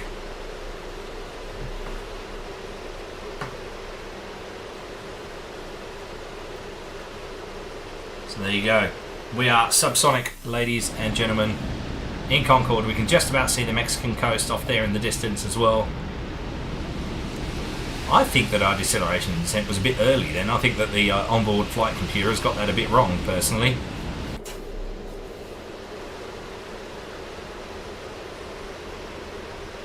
I think we could have gone probably another 20 or 30 miles before decelerating. But anyway.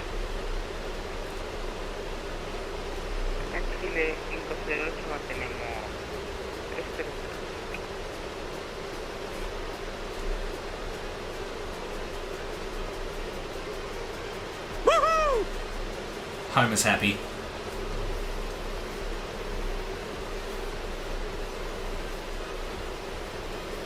Now, the other thing that I'm going to need to do, so let's look at the charts, is work out how much fuel we're going to have when we land. Now, you see at the top of this here is 91.9, so 91,900 is our zero fuel weights.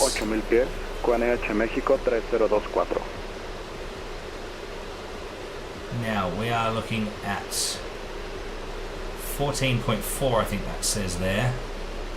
Yeah, 14.4 is our estimated fuel on board, so 91,900 plus 14,400, 106,300. Alrighty, so why do I need that number? Let's calculate. Landing. Enter our landing all-up weights. 106,300. Alright, so VREF plus 30 is 188 knots. Bug the instruments there for that. Alright, so we're going to be pretty heavy on landing. Now, the other thing... Don't want to scare the fishing fleets. The other thing about Mexico City is it's about, I think from memory, it's about 5,000 feet above sea level. In fact, let's have a look. Let's go to Mexico City. Let's have a look at your airport briefing.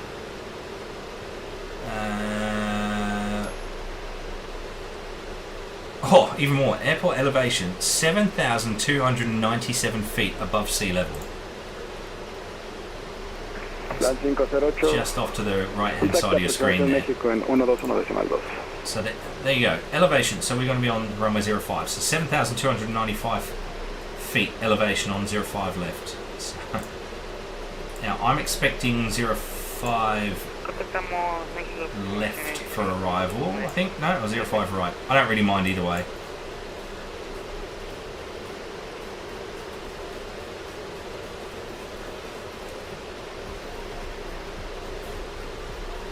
So there you go. That's where we're heading. Mexico City.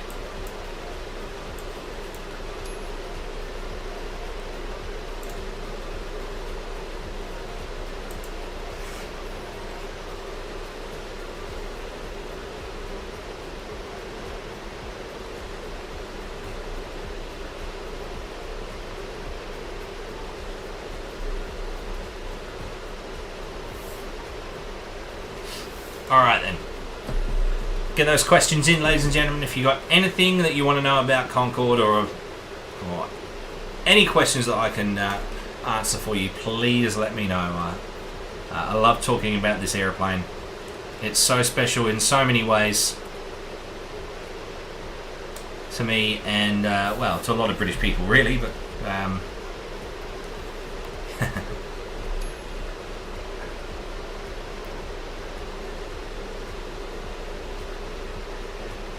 so yeah, the procedure for landing as well, which I'll talk you through. So that calculator that I just showed you, when we calculated our landing speed, it was I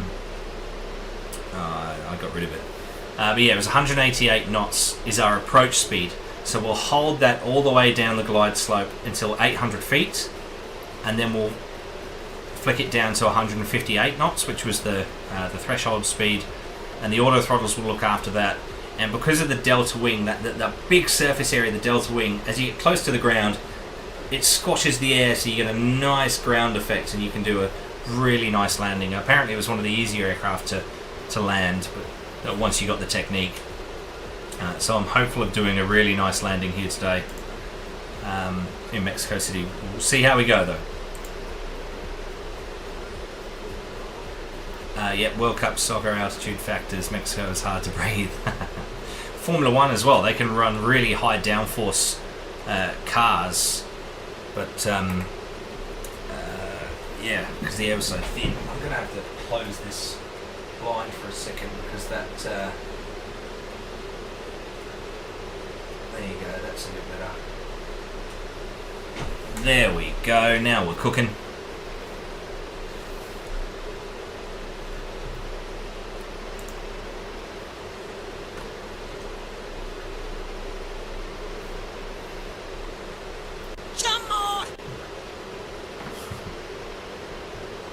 Thank you for the follows as well for those of you who've joined me. 273 por 290. Polaris 141, contacto, radar asciende, mantenga nivel de vuelo 380. Atento para 380 nivel, Polaris 141.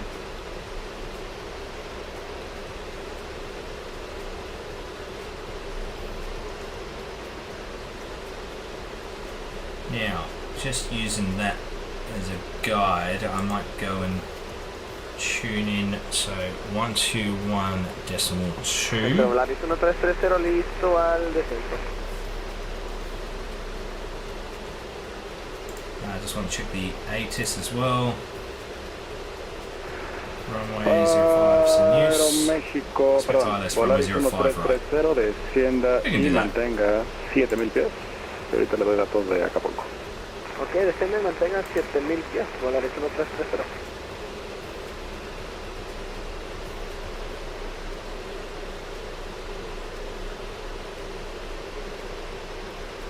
Polaris 1330, el QNH Acapulco 2977, espere ILS X-ray pista 29. Corrijo, pista 28. Ok, ILS X-ray pista 28, Polaris 1330.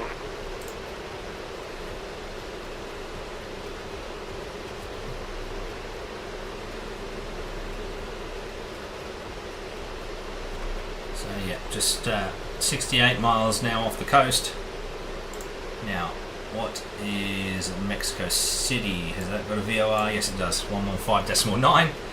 It's the same as New York. There you go. So 115.9. 180 miles to go. So yeah, closing stages of this flight, ladies and gentlemen, before we land this baby.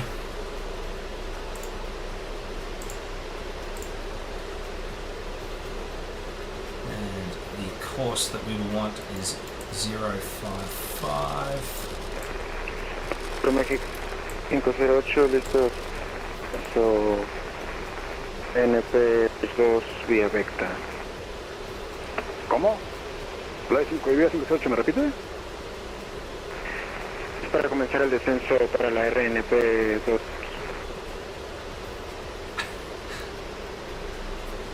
Oh, that Viva 508, desciende, mantenga nivel de vuelo corrijo, desciende y mantenga 8000 pies y espere la llegada Notub 1 Bravo, RNP pista 22. I don't speak Spanish, so I don't know how any of you are going with that.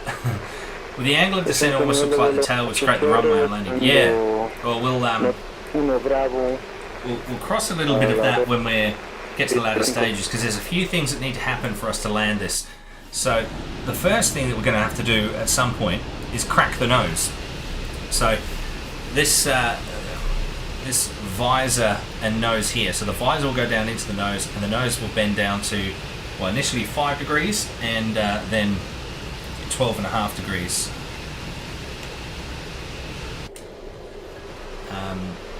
And that's because, as you say, the angle of attack that the aircraft has on landing is so high that if we lift the nose up, we just wouldn't be able to see the runway.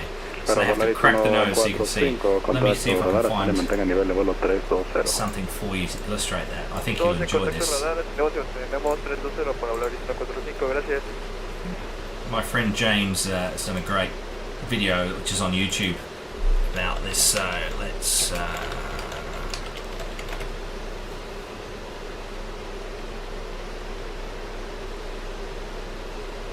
find it.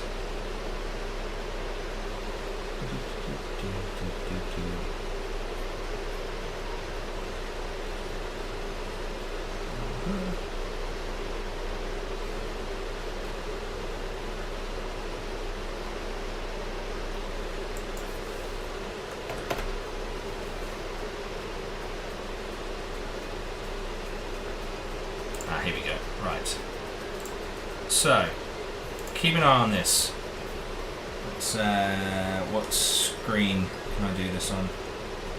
There you go. So this is my friend James, who I met while working at Brooklands. So you see the nose and the visor operation here. So that's the fully up, streamlined position for supersonic flight and when the aircraft is parked up. Get rid of the visor and shove it into the nose just to increase some forward visibility. But that on its own isn't enough. So for taxi and takeoff, they have it here at the 5-degree position. And then for landing, they bring it right down here to 12.5 degrees. Now, look how far out of the way that nose is now. And that will be important when we come to approach. And what I might do is I'll try and leave the nose up to illustrate. And there you go. After landing, you bring it back up because you don't want to hit anything with that pitot probe if you can help it. So that's 5 degrees. Then the nose back up to 0 once you are parked up at the gate. And then once you are ready to shut the aircraft down, not only will you put the nose up, but you put the visor up as well. So there you go. That is the operation of the nose and visor on Concorde. I really wish I spoke Spanish. Ocho loco.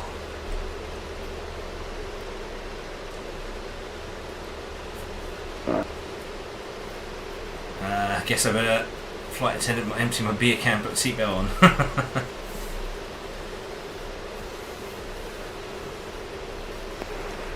Hotel X-Ray Lima. Mantenga visual en todo momento con NH Guadalajara 30. Corona on landing. Yeah, why not? Reporta nuestra frecuencia 10 millas antes Uruapan. Correcto, con 3002 reportamos 10 millas antes Uruapan.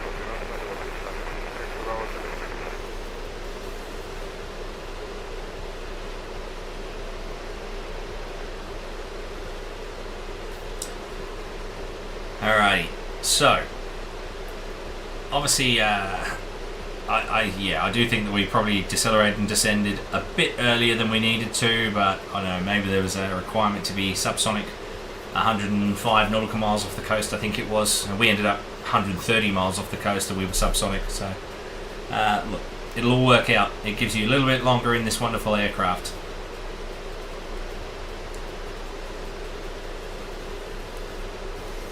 See how the terrain rises up ahead.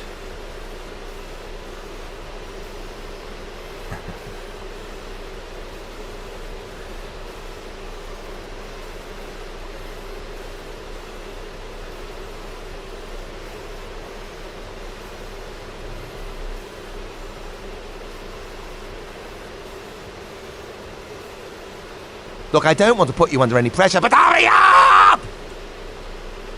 Mexico Going as fast as I can. High flight 20 Pacific with you, flight level 270 for 290. High flight 205, super radar contact, while maintain flight level 370. Is that another Air France aircraft? Flight level 370, high flight 205 Pacific, thank you. Oh no, it's high fly.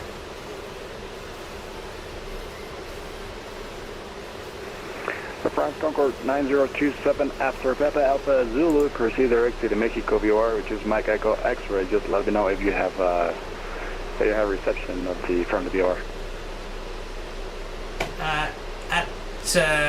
Yeah, we can go direct to the VOR now if you like. We got it 119 nautical miles. Great, so proceed direct to Mike Echo X-ray and expect radar vectors ILS runway 5 right. Expect vectors the ILS runway 5 right and direct to the Mike Echo X-ray now. Thanks, Air France 9027. Yep. Alrighty, so get rid of this. And México Control, muy buenas noches. Estamos a 10 millas de Ovago, nivelado 9-0. Horario 510 con usted. Alright, so let's go. Horario 510, contacto radar, ascend y mantenga nivel de vuelo 320. Andamos para 320, horario 510. Right, so radar vectors is exactly what we need.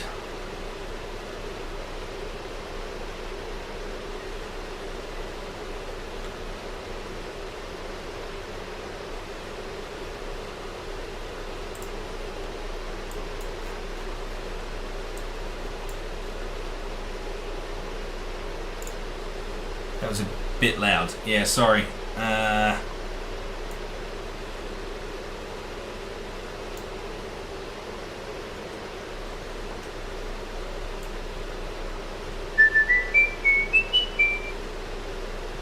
There you go. That's a bit more nice, isn't it? What can I do for you, old China? Well, it's still a little bit loud. Alright, Governor. That's better. Robert Shestanovich, thanks for the great flight, Charlie. Cheers, Gary's got the idea. Excellent Concorde experience. Thank you. Oh, mate, don't go away yet. It's just getting interesting. Look at all this high terrain that we've got to fly through.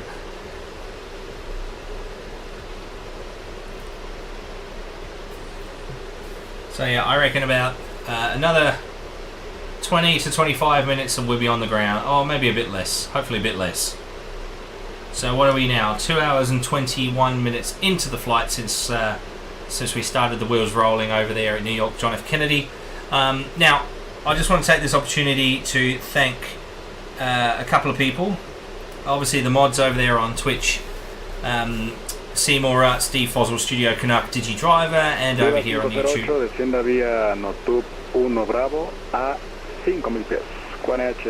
That's not for me. Gary, Seymour,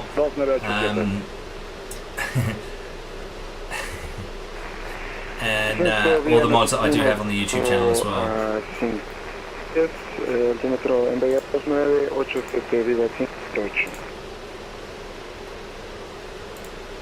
Centro Volaris 141, ahora listos al descenso. Alright.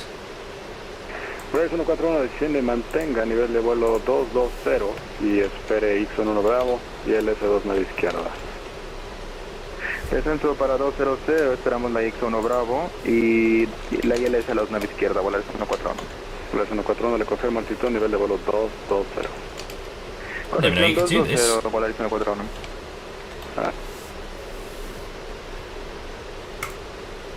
I'm going to start a poll in the chat on YouTube. I've never done that before. Oh, I can't even see where it's gone. México 143, descienda y mantenga nivel de vuelo 260, espere Expo 3 Alpha. There you go. I'll put a little poll for you there to see if how many of you reckon that I'm going to do a decent landing. Aeroméxico 143. Still be here looking out the window. Yeah, to make a 143, so make it fall 260 and expect the Expo 3 Alpha arrival. Right, with the 260 and expect Expo 3 Alpha arrival, Mexico 143.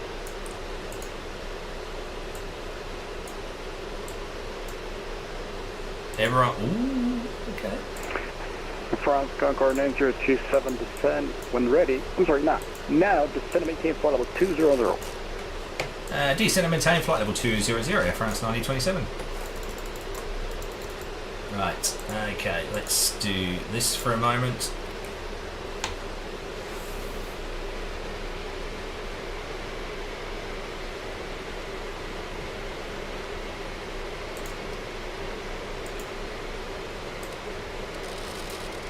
Now, I'm going to bring the aircraft speed down to 350 knots indicated.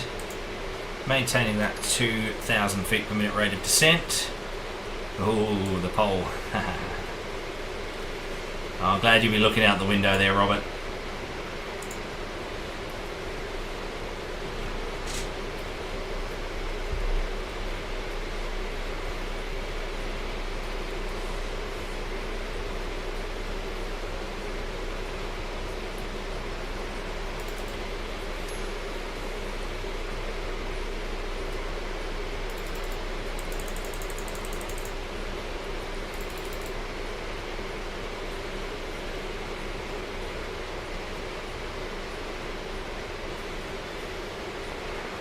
Volaris 1330, descienda vía Aburo 1 Bravo a 4000 pies.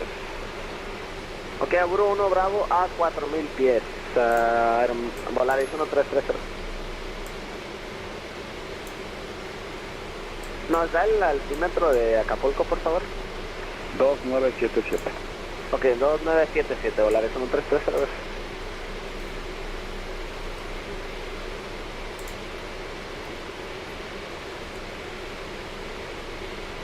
PNC, ici l'officier mécanicien, 15 minutes avant l'atterrissage. Alrighty.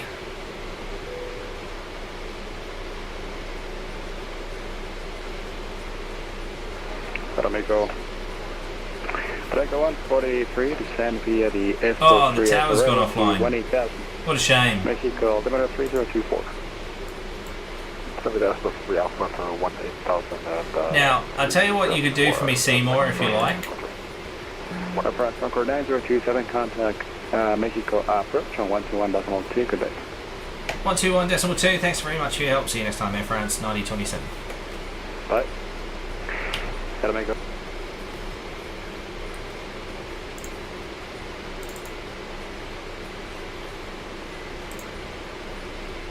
Mexico approach, Air France 9027 on descent, flight level 200, passing flight level 240. Air France 9027 heavy radar contact. Expect vectors to Book 10, initial approach 6, QNH 30.24. Expect ILS Yankee runway 05 right. Expect vectors the ILS 05 right and 3024 on the QNX. Thanks, Air France 9027.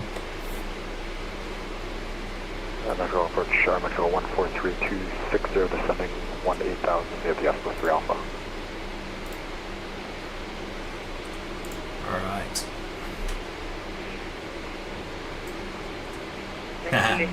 Mexico 143, radar contact, descend via S+3 Alpha to 18,000 feet, QNH 30.1. Expect ILS Yankee approach 05 right. From the S+3 Alpha to 18,000, expect ILS Yankee from 805 right there, Mexico 143. Oh, Gary, thank you. You didn't have to do that, but thank you very much. I appreciate you, man. It's awesome. Thank you so much.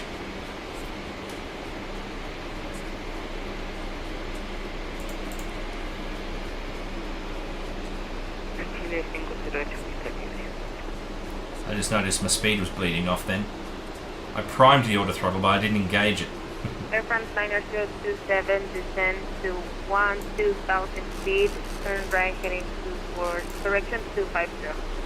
Right, 250 and descend 12,000 feet, Air France 9027.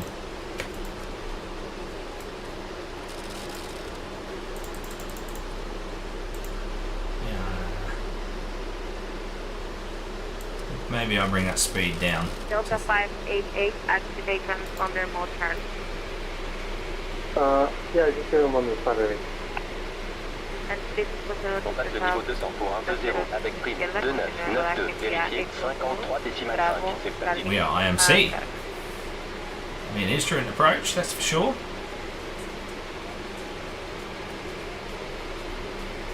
Hey, did I read back 5 left or 5 right?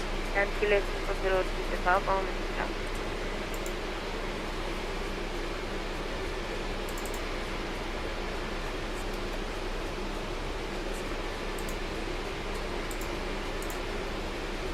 I can't remember if I read back 5 left or 5.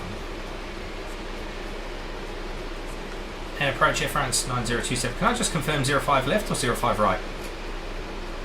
Air France 9027 heavy 05 right.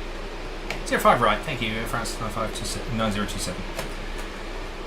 I thought it was 05 right. I've set up for 05 right, but then I just had this nagging thing in my mind that maybe she said left.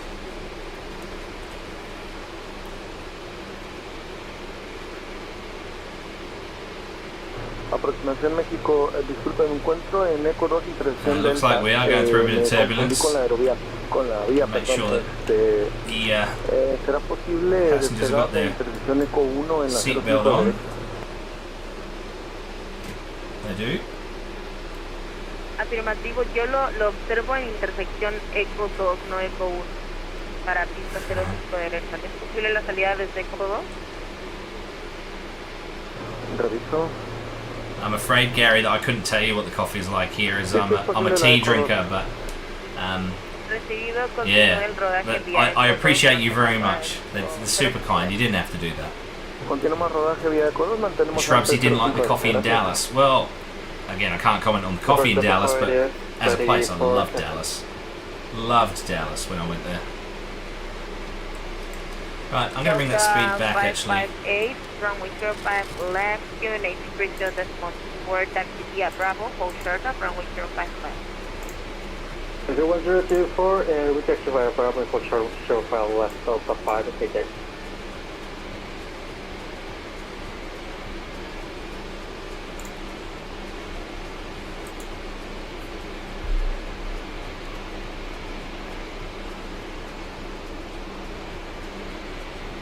There's no point in us lowering the nose and visor just yet.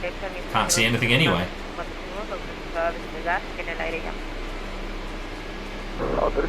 Yeah, she's a bit bumpy. Air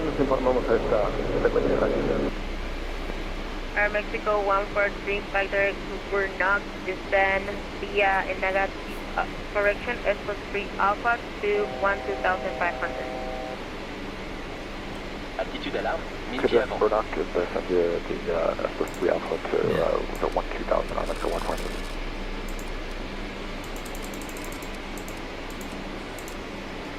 Air Mexico 143, just to confirm, flight direct to Burnock, descend via S3 Alpha to 12,500. Now, I'm asking the aircraft to maintain 250 knots. We're at 12,000. I'm expecting further shortly.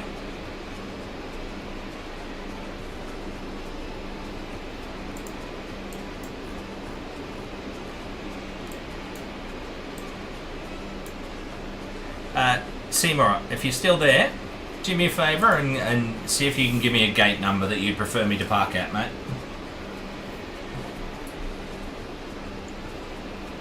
Received, Gary. Thank you very much. It's very kind of you. Aproximación México de los Oscar Whiskey ahora en el aire abandonando los 7200. Oscar Whiskey recibido, ascienda a 16010, le llamo para el Ascendemos unos 10,000 pies en espera de vectores del Oscar Whiskey. Oh, wow. Oscar Whiskey. It's very lumpy and bumpy. Thank you, sir.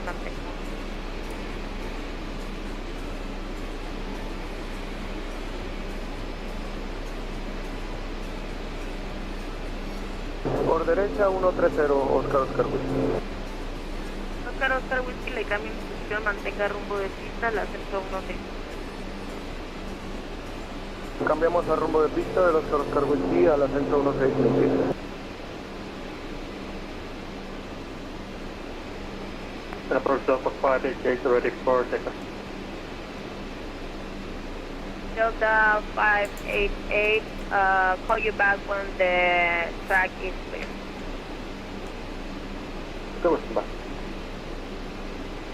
Air Mexico 143, clear for the ILS Yankee approach from 05 right.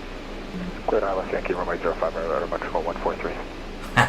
Yeah, exchange rate is not great right now for Australian dollar. It's back above, so you get $2.08 to the pound now.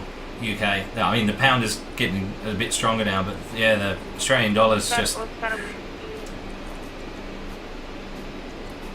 I've told my parents and my family over there, if you want to come to Australia, now's the time. Because 12 months ago or 2 years ago, I think you're getting $1.60, $1.70 to the pound. Now it's $2.08. Alrighty, so just for your own visualization, oh no, not that one. That's where we are currently. We're still to the north of the airfield. In fact, directly to the north of the airfield.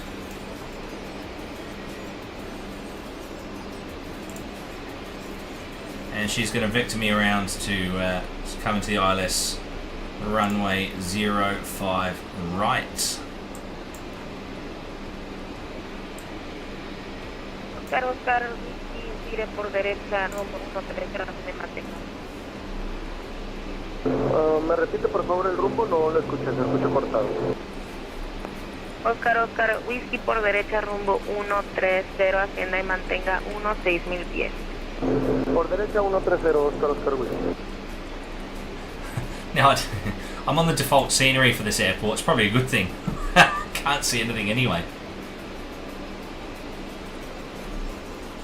10 miles away off to our left, the airport at the moment.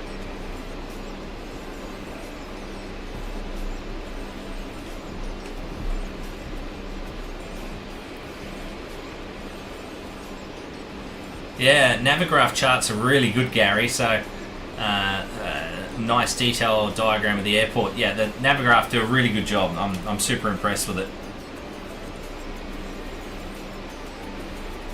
Hey, DigiDriver's on board over on Twitch. How you going? Good to see you, mate. Seems as good a time as any, so there you go. One of my mods over there on Twitch. Delta 588, runway 05 left, wind 0 degrees 14 knots, clear for takeoff. When airborne, call this frequency. Okay, we call this frequency when airborne, runway 05 left, clear for takeoff, Delta 588.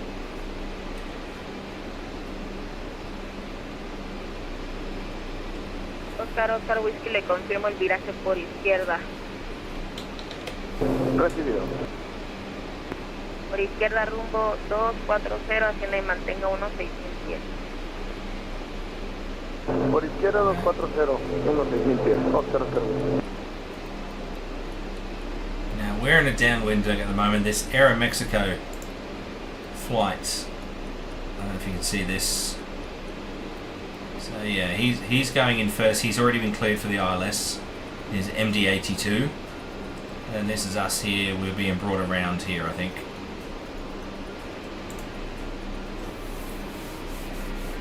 Air France 90027, heavy, turn left heading 160. Left 160, Air France 9027.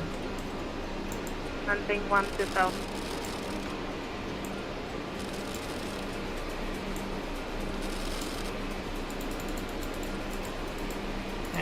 Not far.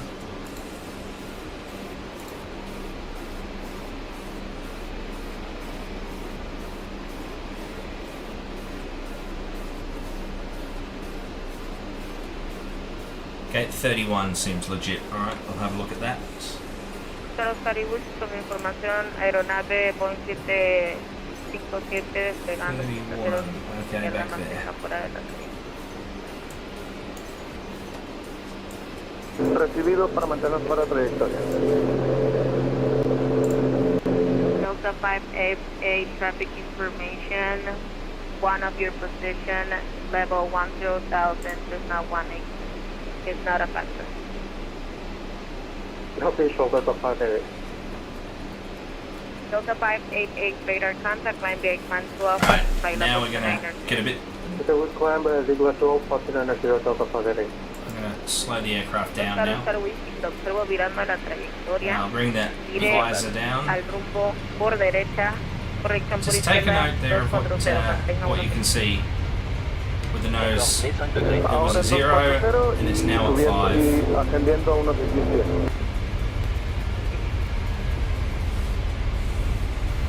We're still too high. And there's an aircraft straight ahead of me now. I think I should be lower than this. Look, the glide slope's gone.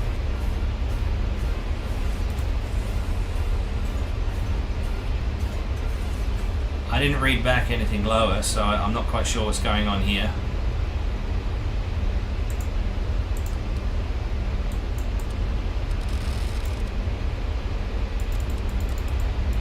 I think we should be lower than this.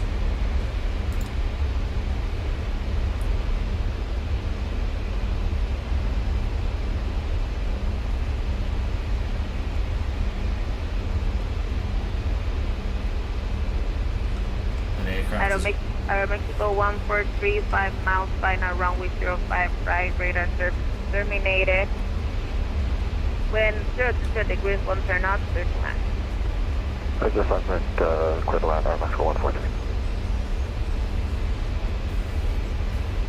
Oscar Whiskey, vire por derecha rumbo 150, asciende y mantenga 1600 pies.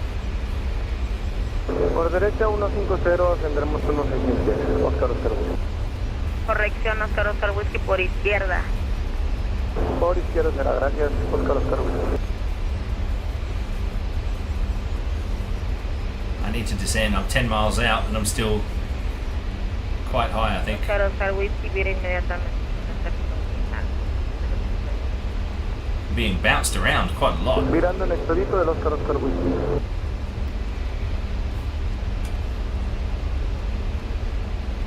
And we're through the center line. Air France Niner 027, turn left heading 050.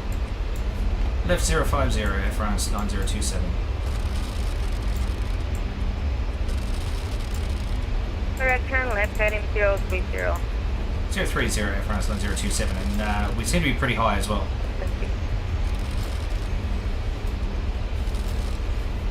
I think I might have spoken over it.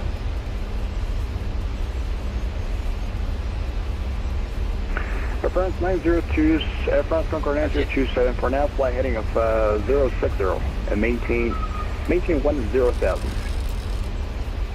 060 and descend and maintain 10,000, Air France 9027. Right.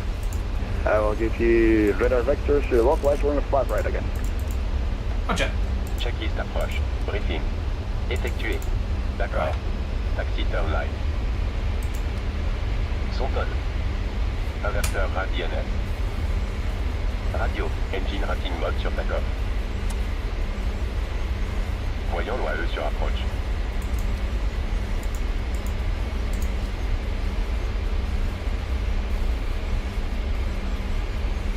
Carburant check. Siège et harnais. I might just bring this back up to 210. There we go. No pressure, mate. No, we'll be right. So, I think we're going to get vectored around. Vérifié 53,5. Altitude vérifiée. 1000 pieds avant. Checklist approche complète.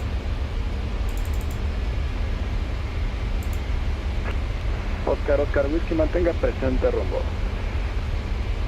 Oscar Whiskey, mantenemos rumbo presente, gracias.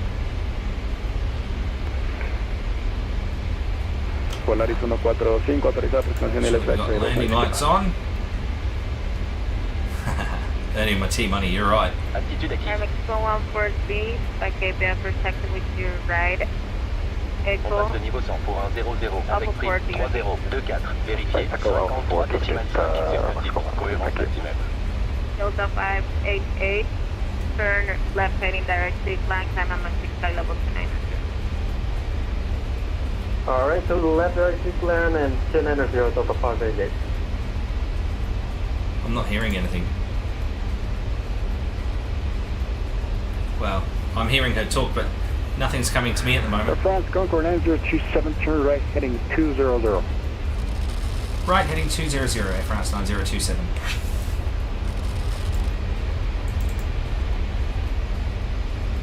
So where are we in relation to the airport then? Is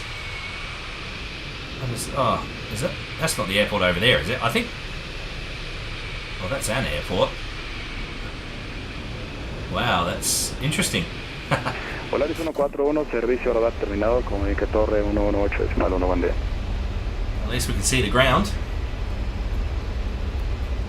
Hasta luego. Oscar Whiskey, prosiga directo a Borto Luca. Alrighty, so you're getting a little bit of extra time in this aircraft again.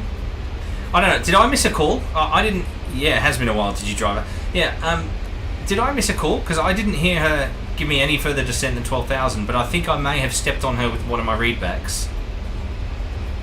So it might be on me, that one. Air France Concorde 9027, turn right heading 2, continue right turn heading 260. Sorry, confirm 220 was that? 260. 260 to the right, Air France 9027. Aeroméxico 1641, pista 18, Rodríguez Bravo, ingresa a cabecera, efecto 180, ya me listo el despegue, con H3011. So I wonder if, so this controller, the female controller was called Daniela. Polaris 2510, I wonder if she's descienda vía 9000 pies. doing an assessment.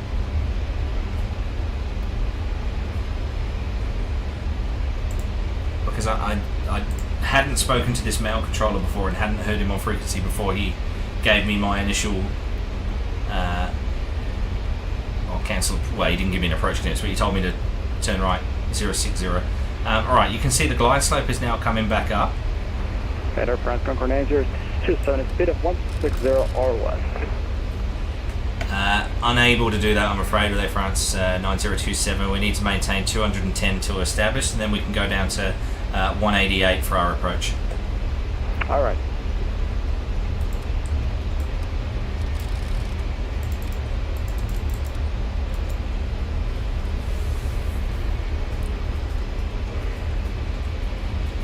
Yeah, 160 or less and I'll stall. 158 is my threshold speed, so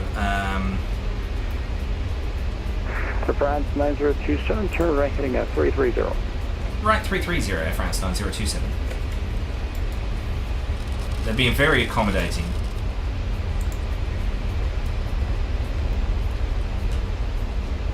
Air France 9027, descend to maintain 9,500. Descend maintain 9,500, Air France 9027. Volaris 145, servicio radar terminado con contacto torre 18, buen día.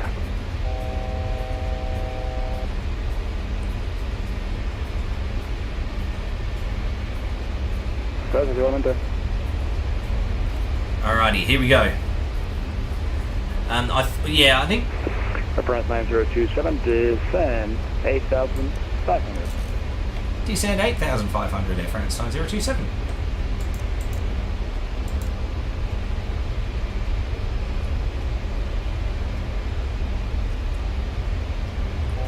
Haven't dealt with my Concorde before. 9027, turn right, heading 030 to join 5 right localizer.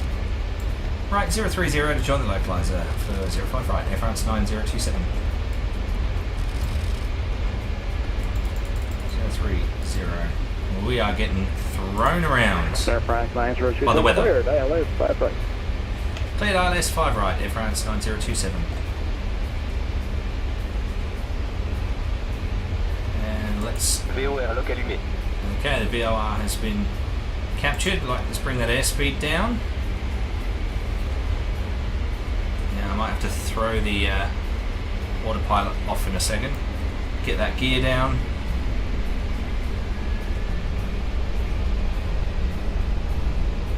And then, look, so gears down, we're at our approach speed now. I've got to get that nose out of the way so I can see what's going on. So there you go, nose goes down. Air France 9027, wind 020, 10, 5 right, play the line. Play land 5 right, thanks very much, Air France 9027. Alright then, here we go ladies and gentlemen. So, flight directors can go. Oh, I remember from the practice run the other day, there's a building on approach here at a ridiculous position. We're not going to hit it, but yeah, the scenery here has put a building right next to us. So that's 1,000 foot. 800 pieds. Okay, that's 800 foot.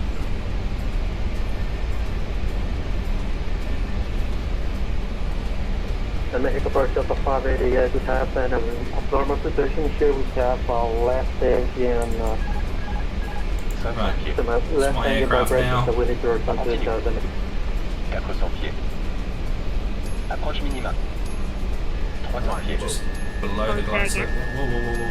Delta 588, we have an abnormal situation here. We need to return to the Mexico. We have correction. We have an abnormal and need to reverse vibration, so we need to return to the 50, 40, 30. Roger, turn left heading 200 on thing 200. Forward, turn left 200, we'll maintain 2006. And we're down. Alright, let's get the nose down. Look at this rain. Reverse thrust. Touchdown was okay, all things considered. Pretty ropey approach.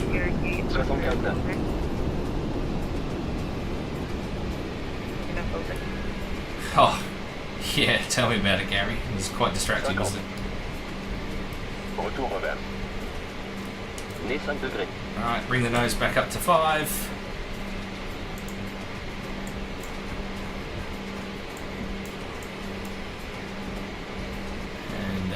Alright, let's get off here, I think. Checklist après atterrissage. Inhibit. Système central d'alarme. Now I'm going by what I've got on my map. 9027, maybe can you confirm your terminal building? Air France 9027, if possible, we'd like to stand 31. Roger, you can continue your taxi via Bravo, cross runway 05 left, Bravo to your Bravo, cross 05 left and Bravo to the bay, Air France 9027. Muchas gracias, and sorry if I caused any issue there. Don't worry, thank you.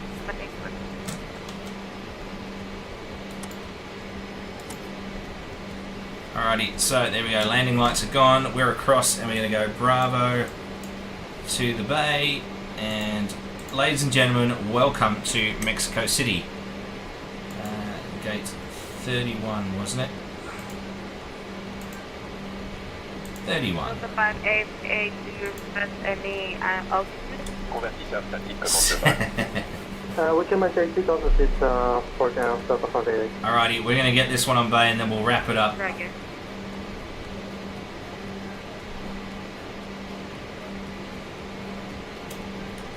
Now, let me take this opportunity to thank all of those of you who came on board with me today.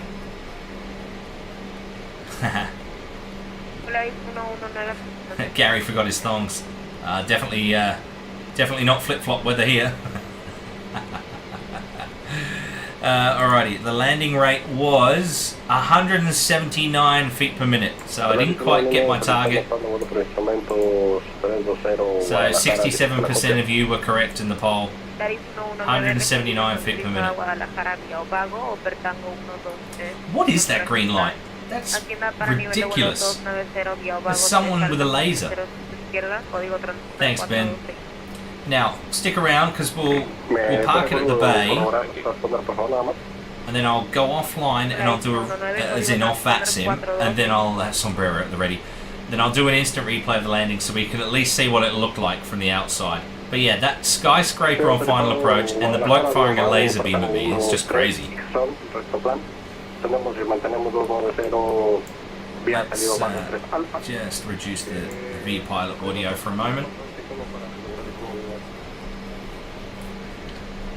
But there you have it, ladies and gentlemen. That was a chartered Concorde flight from New York, John F. Kennedy, to Mexico City, Air France Concorde. Now, once again, thank you very much for joining me today. It's been a long time since I got to do one of these streams. I've thoroughly enjoyed it.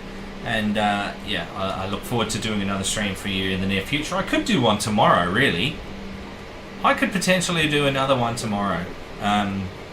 And Digi Driver, it's so good to see you. How's Mrs. Digi? I hope she's doing okay, mate. Yeah, it's yeah, what's going on with this? Now, Navigraph is showing me where I need to be. That's me there, and you'll see the building there with gate 31. That's where I'm hoping to aim for. Yeah, that laser beam is something else. Gary Suha, I appreciate you. Thank you for the coffee, my friend.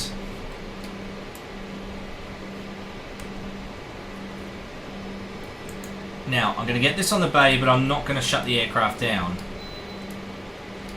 There's a floating something or other there.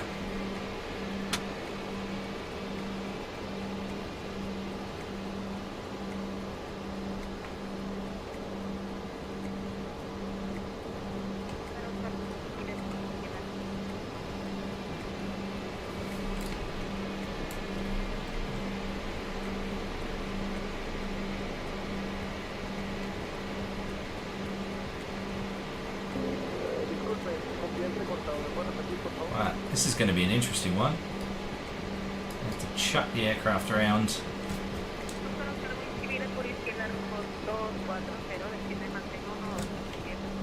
Come on, let's move. Has she got wipers? She does, actually.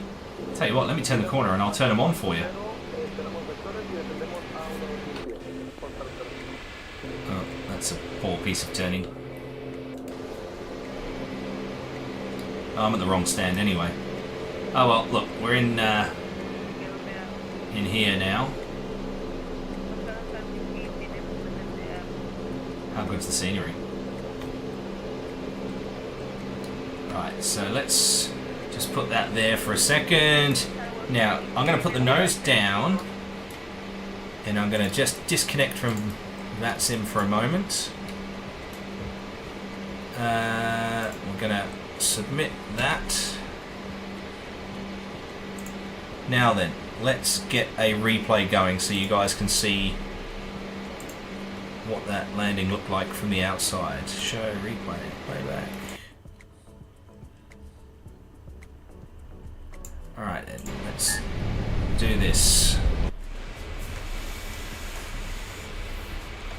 Actually, let's do it from the tower first of all.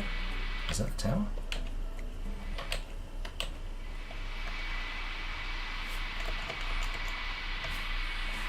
So, hopefully you can see what I see. Yeah, how good's that building approach? Yeah. Yeah, a bit nose up there. There's a bit of a few wobbles on final approach. Like I say, I was going to be a little bit rusty. Oh, there's another wobble. Bit low on the glide slope. Over flared it. Oh, yeah, dear. But I think the touchdown itself was okay. Yeah, that'll do. Now let's go from a different angle.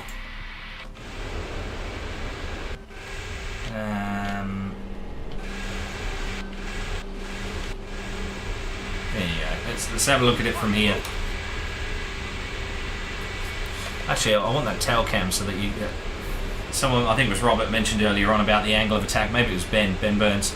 But yeah, there is a wheel in the tail to protect the tail.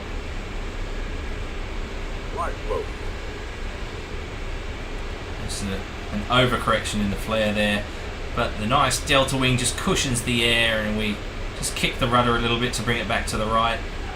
That'll do. I'm not upset with that at all.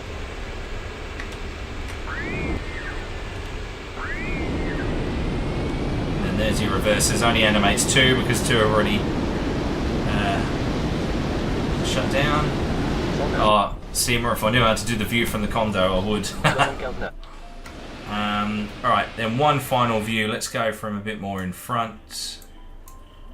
In fact, let's get back past that condo. That crazy ass condo. So look at this.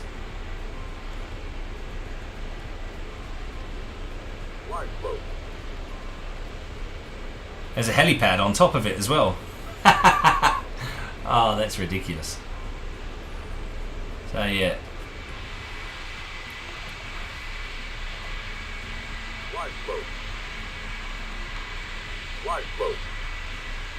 Yeah, over flared it there. That could have been a bad situation. Could have been stall. Then just kick the rudder to the right, just there. So there you go. Alrighty, and then there's a good illustration of that nose as well. No kids are screaming with that landing. That building is definitely an OLS violation. There you go. Bring that nose up to 5. Alright. Very good. Let's get out of the replay. Oh, resume. And we're at the stand. Brakes are on. Nose can come up. And the visor can come up. Alrighty then.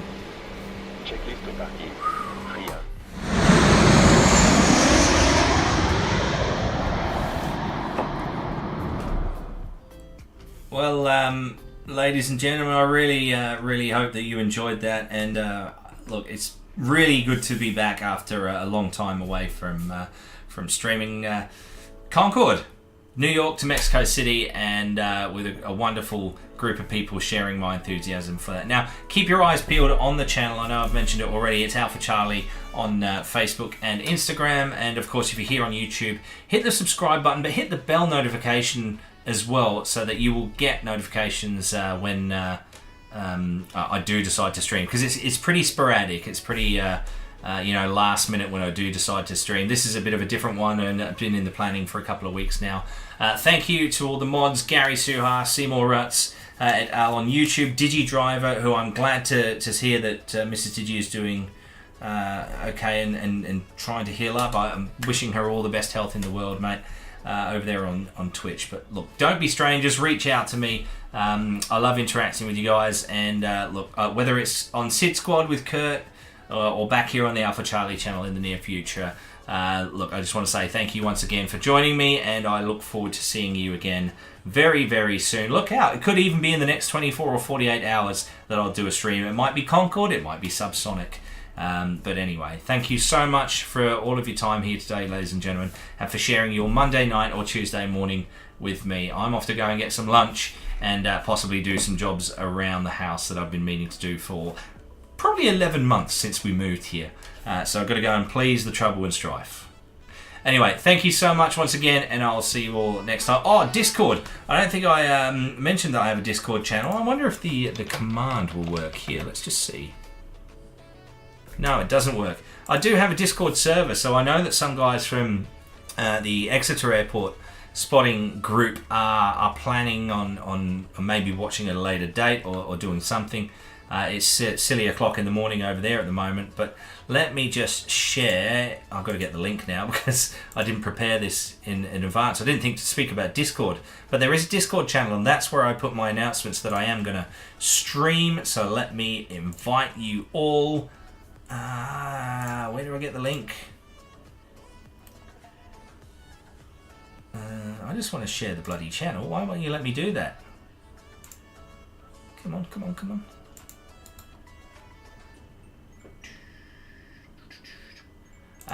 Look, I'll put it in the chat here in just a few minutes' time. But look, once again, thanks so much for joining me. James, good to see you here as well. I really, really love having you here, man. And Shrubsy, you too, and all those familiar Sid Squad names. Look, I will see you all very soon, either here on Alpha Charlie channel or on Sid Squad.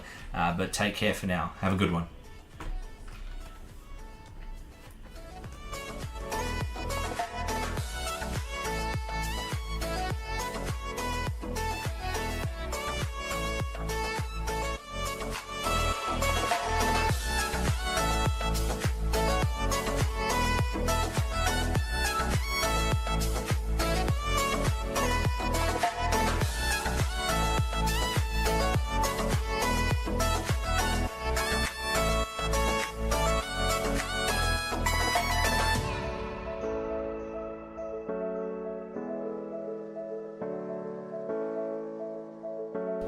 And ladies and gentlemen, the Discord link is now in the chat.